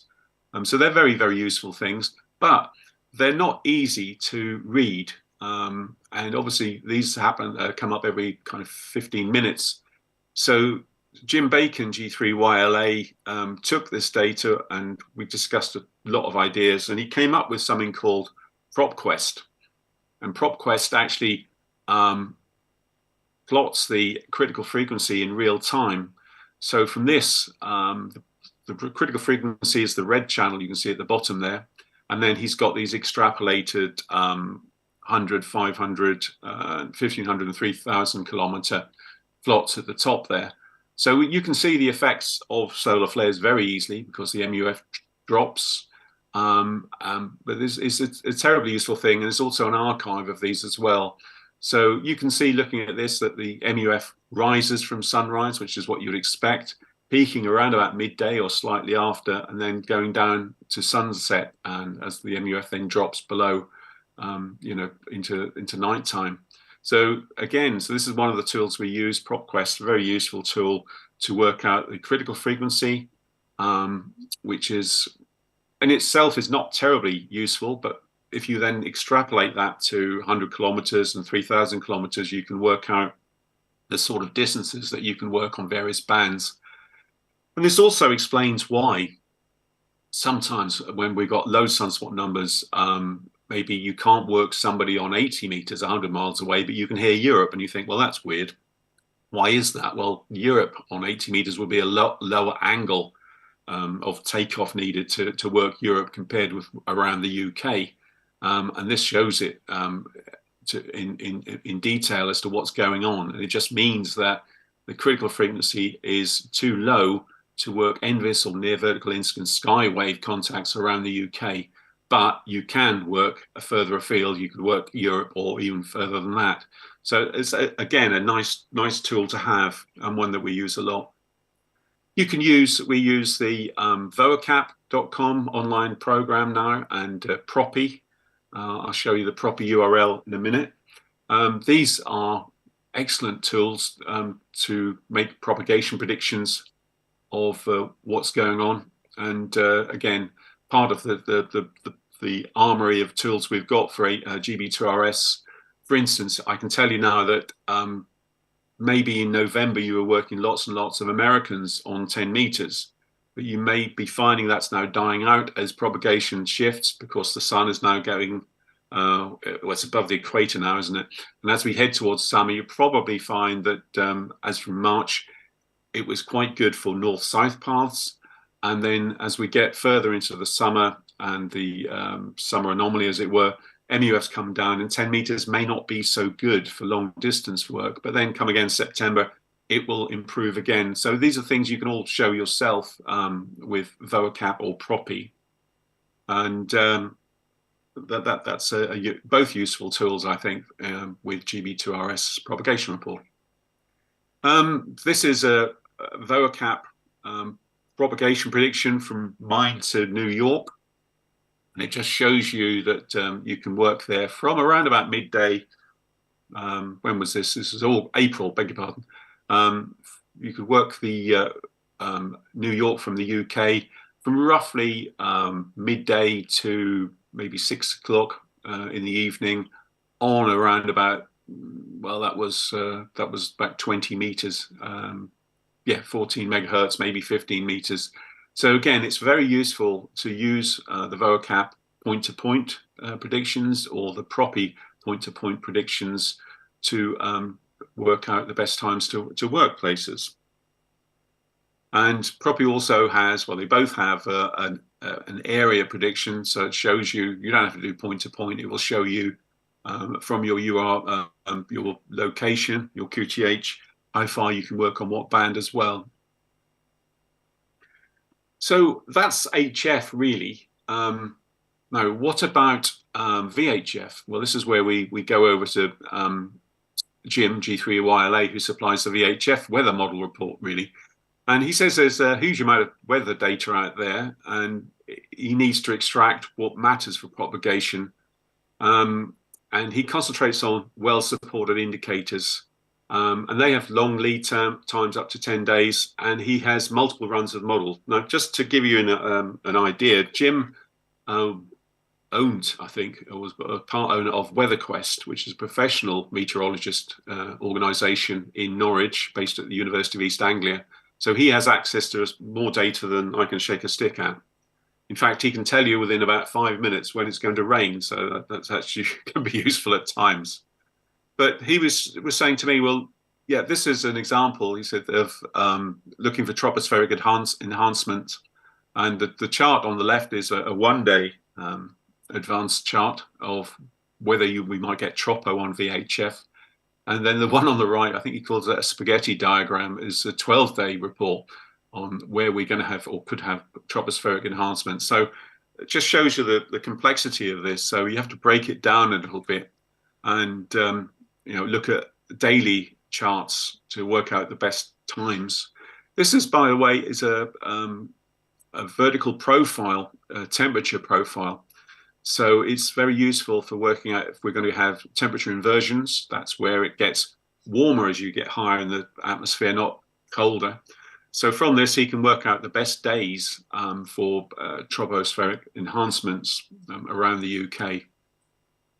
So again, this is another example here of looking at tropospheric enhancements.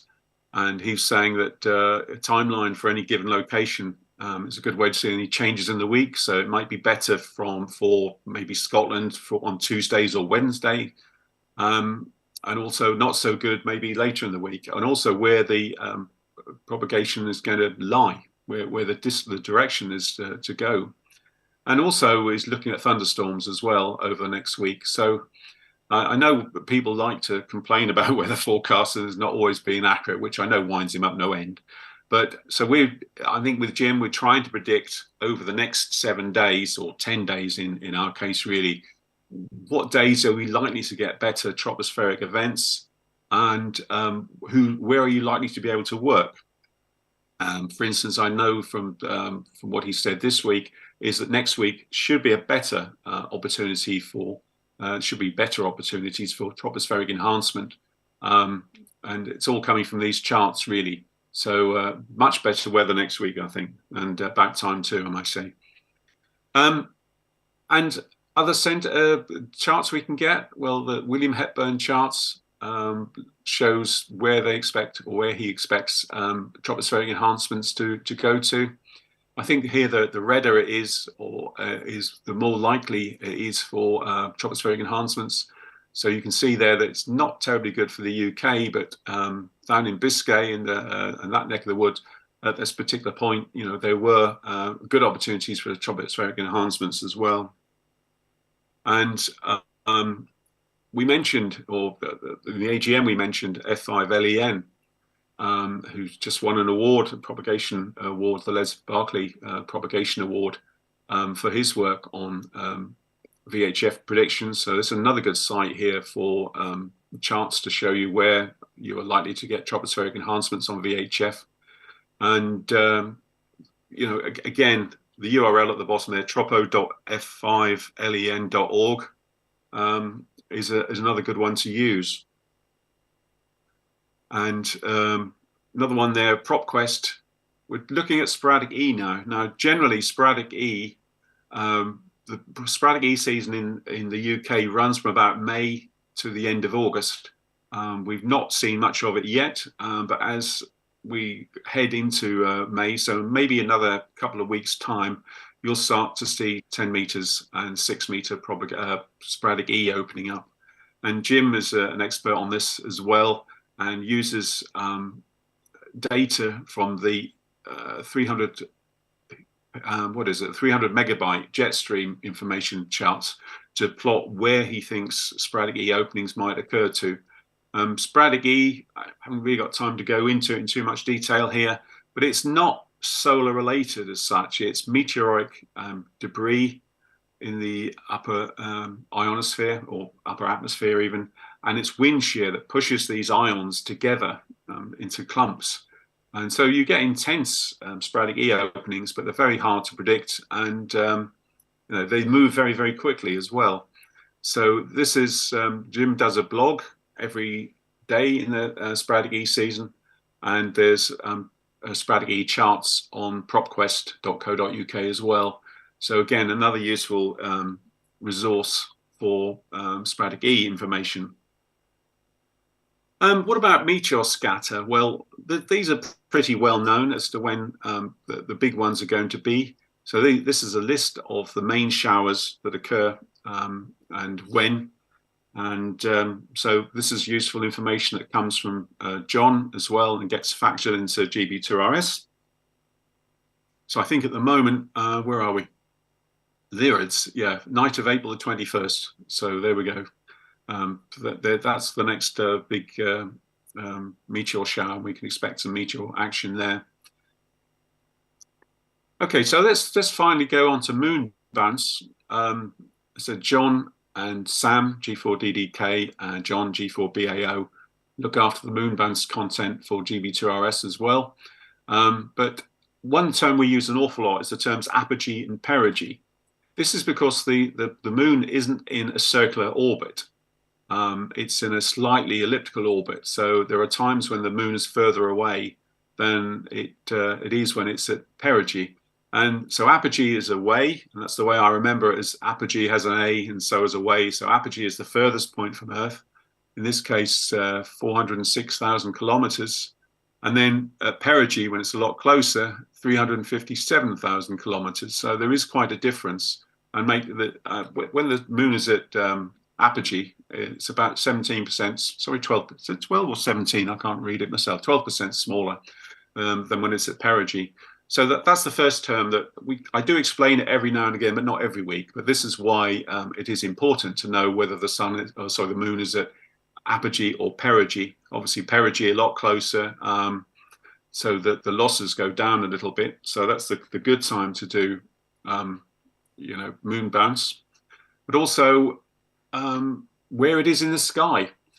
This is something I didn't really understand until recently. I was talking to John about it, and he helped explain it to me, that as you scan across the sky, there are certain parts of the sky that have are quite noisy in a way, have a different sky temperature. So, for instance, there you've got Sagittarius, Cygnus, and Cassiopeia, I think, which are quite noisy. And so this gives us a sky temperature, if you like, of noise for moon bounce. So this program here is from VK3UM and very useful. Now, John jokes that he can do the moon bounce report for GB2RS months in advance if need be, because nothing ever changes. He just has to run it through the program and to report the data that comes up. So he's got an advantage on us, I think, really, but there we are. But this explains why. And obviously, as the moon heads towards new moon, then there's a point where you're getting severe noise off the sun as well. So that's not good for moon bounce. But I think if you are doing anything with EME, absolutely look at VK3UM software, because it's very, very useful. Not only for telling you where the moon is, but also where it is in the sky. So in terms of the sky noise that you're going to get, and where it is compared to the sun as well. So very useful tool. This is another piece of software. This is Moonscared software by GM4JJJ. And there's the URL at the bottom if you want to get hold of it. I mean, this is not a propagation or an EME propagation talk, really. It's just trying to show you some of the stuff we use and where to get more information from. But it's very interesting, actually, to read about this. So you know what apogee and perigee are now. That's the main thing. So at this point, I'll put it over to any questions, and just as an opportunity to just push a couple more videos we've got. Understanding HF propagation and understanding VHF propagation are videos that I put together a few years ago now, but they're still very, very current. And they're on the RSGB website, I think, or the RSGB YouTube site anyway. And if you've got any questions, you can always send them to me to psc.chairman@rsgb.org. And as I said, this presentation, I've just uploaded it to g0kya.blogspot.co.uk. So that's there as well. But so that's really the final slide for the presentation. And I'll open it up to questions now, David, if that's okay with you. Yes, thanks very much, Steve. Yes, rather than email Steve questions, why not ask them now on YouTube chat if you're watching this on Saturday, April 15th. We've had a few, but it's a great opportunity to do that now. You can enter them on YouTube chat and we'll ask Steve them in a moment. We've had a couple already. A first from Ed M0MNG, who says, I'm more a VHF person really, but I'm going to make an effort to be more active on HF during May and June for the coronation prefix. Are there any bands and times of day that you'd particularly recommend for interesting or unusual paths and contacts? Really interesting talk. Keep up the great work. And by the way, he puts there a PS during May and June, he means. Yeah, okay. So May and June, first thing I would say is that they are both months which are very good for sporadic E. So I would give you attention to 10 meters and 6 meters, definitely. For sporadic E contacts. Sporadic E gives you very strong contacts on 10 meters. The only problem is that the distances involved are generally up to about 2,000 kilometers, I think. And you can't really say which way the sporadic E is going to go. Now, Jim, obviously, with his blog, will give you some indication of where you can expect sporadic E to be running, as it were. But generally, for instance, you could work down into Italy, out as far as what should we say? Yeah, Finland, Sweden. That's that kind of Norway, that kind of direction. Every now and again, you may get multi-hop sporadic E and maybe get to the States, but that is rarer. But single hop sporadic E is a good option, I think. So looking at 10 meters would be the best option. Having said that, you don't just get sporadic E on 10 meters. It goes right the way down as well. It's just we generally don't always think of sporadic E as being a 20-meter propagation mode because it's confused with the F2 stuff as well. So yeah, so you can get sporadic E contacts down to 20 meters as well, absolutely. So what else we see? Well, it's starting to be a bad time for HF. MUFs generally come down in the summer due to a change in the ionospheric chemistry. So as I said, you may find that while 10 meters is good for sporadic E, it's not so good for F2 layer. So you might find some of the more distant stuff a little more difficult to come by. But 20 meters should be open quite nicely. 17 meters should be open quite nicely, and 15 should be open with the current sunspot point as well. Then after dark, I would say 40 meters and 80 meters start to come into their own as well. The thing about HF is that in the summer, I said MUFs, daytime MUFs generally are lower, but they are generally higher at night. So you may get to the point in June where 20 meters actually stays open all night. So people often think, oh, well, the sun's gone down, I won't bother with 20 anymore because that's closing down. But no, it doesn't work like that. We actually end up with maybe propagation on 20 meters, 24 hours a day.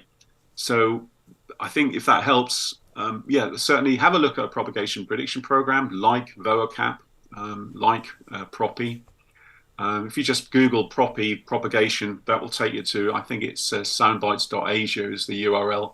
But that's one of the programs that we recommend. It was produced in connection with the Propagation Studies Committee. And they're both, to be honest, they're different models, but they kind of come up with similar results, and both will argue that theirs is better than the others, but there we go. But they're both very useful tools, but that's the way to find out where you are likely to be able to work and at what time of day. So it depends on what time of day you can actually operate and what bands you have available.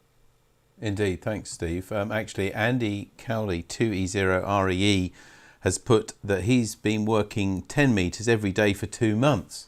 So maybe, Andy, you could just quickly share with us on your YouTube chat, what bands and where you've been operating. That would be good to share with everybody.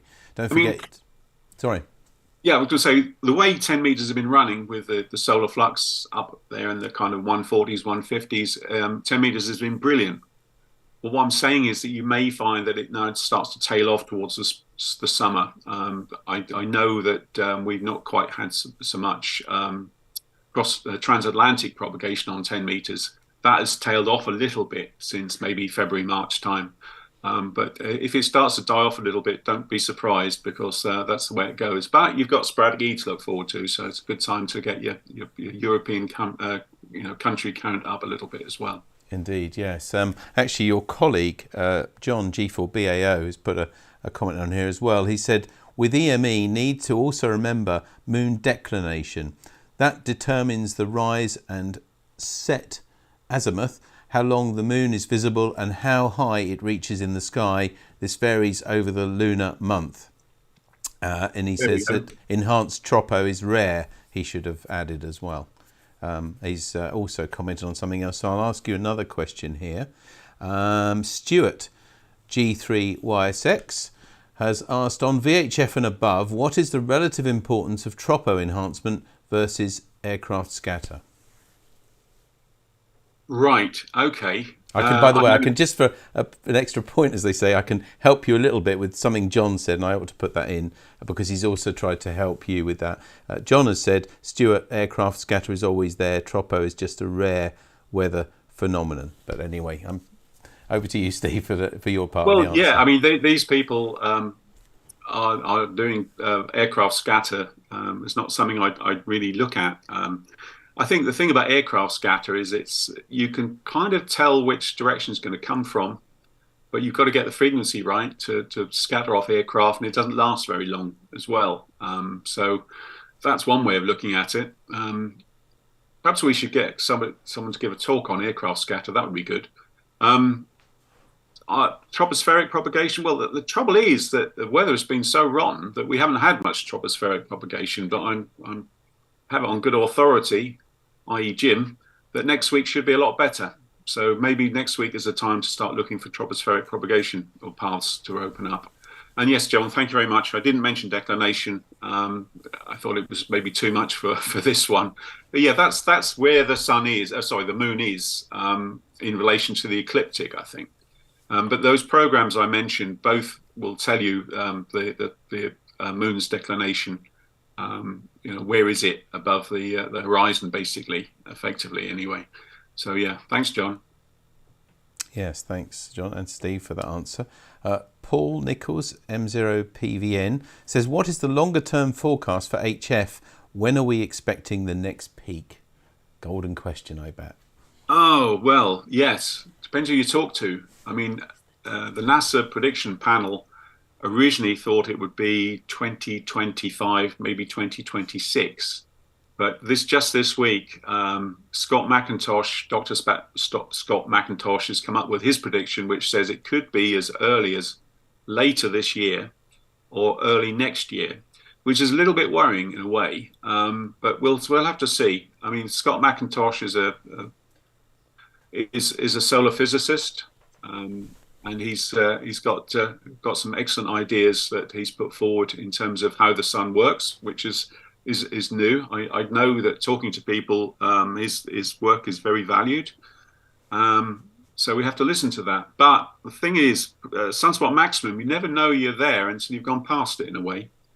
But I think that at this point in the sunspot cycle, we've still got fun to come. We've still got more to come, and don't worry too much. But definitely this year is good. I think this October, November could be fantastic.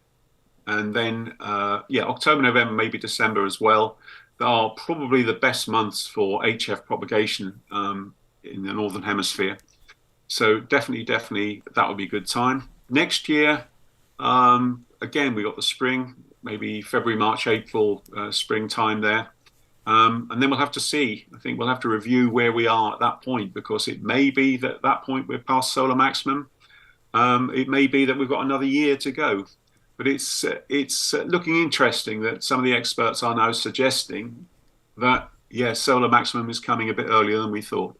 It does feel a bit of a shock, doesn't it, Steve? You know, it feels like a bit like when you have the summer and then suddenly it's over and you think, what happened? It's exactly what it's like. And we've been waiting for this solar cycle 25. It seems like for years, to me anyway. We've done lots of webinars predicting the cycle. And so what do you personally think, though? I know that Scott McIntosh and lots of other people talking about, what are your own feelings? Oh, Lordy. That's a difficult one, because I think you can only really go on what you can see in terms of what the sun is doing. It did look a little bit like we had a peak a few months back, and it's tailed off a little bit, but that's not unusual. I mean, it never ever goes up smoothly. So I think we're maybe coming up for another surge in solar activity again. It's just a case of getting that surge when conditions are going to work for you. I mean, traditionally, HF propagation is never terribly good. Maybe June, July, and August. As I said, not terribly good times. Come October and November, you'll work across the states on 10 meters every day. So we'll have to see. So it depends where you want to work in the world, for example, and what band you want to work. Honestly, if you want to work the states maybe on 80 meters or 40 meters, then the winter is a better time to do that. So that's not answering your question, really, is it? What do I think? Look, the sun has been doing what it's been doing for millions of years, and nothing we can do will change that. So it's a case of just trying to look at what the sun is doing and try and work out trends from that. And the trend generally has been that solar cycles have been going down a little bit. Now, Scott McIntosh himself predicted a couple of years ago that this solar cycle was going to break all records. Well, he seems to be gone a bit quiet about that now. So we'll have to see. That's not an insult to Scott, by the way. It's just an observation. But in a word, then, so solar cycle 25 should peak 2025, maybe a little bit earlier. So you're in the right place anyway. You're on the upward side of the solar cycle. I mean, when I used to do GB2RS, year after year after year with solar flux numbers at 68 and 69, not a spot to be seen anywhere. No, it's much better. When you're talking, I was wondering if apparently if you're a doctor or you're a GP at a party, you're always asked the obvious questions. If you're at a social gathering of radio amateurs, do you get asked a lot about propagation or even blamed when you maybe haven't forecast it quite right? Well, I think, yeah. Funny enough, you do. At the Newark Hamfest, the most commonly asked question, other than where's the toilets, I don't know why I was always asked where the toilets were. I must attract people. Seriously, every other question was where the toilets. But yeah, usually is where are we in the solar cycle? What can we expect? So I think we're on top of that now. And it's funny you should say that. Yeah. It must be, you've got to stop wearing clothes like a janitor, I think, probably. Anyway, Steve, we've got just one more question left here, and I've got something to ask you. But if you have been putting off asking a question on YouTube chat, this is the time to do it, please. Andy actually has come back, 2E0REE. I asked what contacts he'd been making, and he says I was working ZL in China, all the American states, and all of Southern America, and that was on 10 meters or 15 to 6. And also working South Africa on 4 meters in the last week from Portsmouth. So that's quite a list, isn't it? That's quite a list. That's quite impressive, actually. I'm not surprised. The propagation on antennas is shifting slightly from North America to South America at the moment. And I think around the equinox times, say March 21st or thereabouts, it's also a good time for the north-south parts like South Africa as well. And away from North America. So that's a really good set of results. And I would be very surprised if he wasn't using a beam. That would be good if he could just tell us, were you using a beam? Because I wouldn't be surprised if he was, to be honest. See if he puts that in the chat. Yeah, we'll see if we can get to that. John has just come back actually and said, observation on Andy's comment, the southern part of the UK, which obviously Portsmouth is, favours 6 metres and 4 metres probably to South Africa. So there we are. Yeah. I mean, this is quite... just again, asking everybody at home now, we have come virtually to the end of this webinar. So if you've got any questions or comments to make, please do them now. I mean, this is quite an onerous thing for you, really, isn't it? And you and your team to do this every single week. I haven't actually seen ever a week where it hasn't been from your team. You started on a Thursday, I think you said, is when you really start working on it to publish on the Friday. I mean, the first one I did took me about 2 hours, and I thought, this isn't going to work. We've got to speed it up. So now it's about half an hour. But we just rely on each other. I mean, Jim does his bit, John does his bit, I add my bit, and I give it a read through, just make sure it makes sense. Then it goes to Ed, RSGB, and he queries things sometimes, which is quite right, and we sometimes use terms. He says, what the hell does that mean? I thought, yeah, that's a good point. So yeah, it is an onerous task, and we do have some cover for holidays and whatever, but generally I've done it while I've been, I used to work away an awful lot abroad, but I'm kind of semi-retired now, so it's not so bad. But yeah, I used to do it in airports and things like that. So yeah, wow. But I don't think we've missed a deadline yet. But the thing is, it's got to be ready to go out on Friday. So that's the way it goes.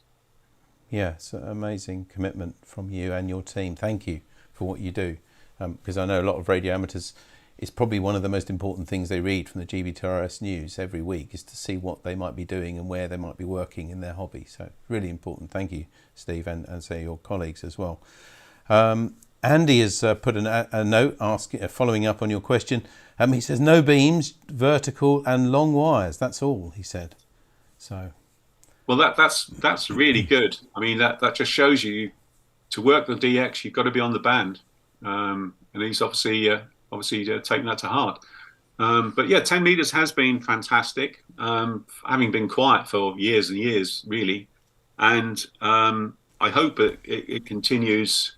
But I expect that he'll probably find it dulls down a little bit over the summer, other than sporadic E-contacts, but then pick up again in maybe September. So the really long distance stuff will come back again in September. And I guess the message is really, especially if Dr. Scott McIntosh is correct, then we should be making the most of this year for our contacts and everything, as we might be towards the peak. Well, yes, I mean, the last sunspot maximum, I kind of missed it. It was picking up quite nicely and just died, really. And I thought, well, yeah, where did I go wrong there? I didn't really work that much, but yeah, get on the air, absolutely. And John G4BAO has just said the difference between East Anglia and the South Coast is quite remarkable, but I don't think I'm moved just yet. But anyway, Steve, many thanks for you, for both for this presentation, giving us an insight on what your team does, but also to thank you and your team for doing this every week for us radio amateurs. Many thanks, Steve, for today's talk. My pleasure. Thank you. We are, and that concludes this special webinar. And thanks once again to our presenter, Steve Nichols, G0KYA. Well, we hope you've enjoyed this event, and a tip that if you've subscribed to the RSGB's YouTube channel, you'll be notified of other webinars, videos and presentations from the Society on a wide range of amateur radio topics. Until next time, this is David G7URP wishing you a very good afternoon and signing off and clear. Bye-bye.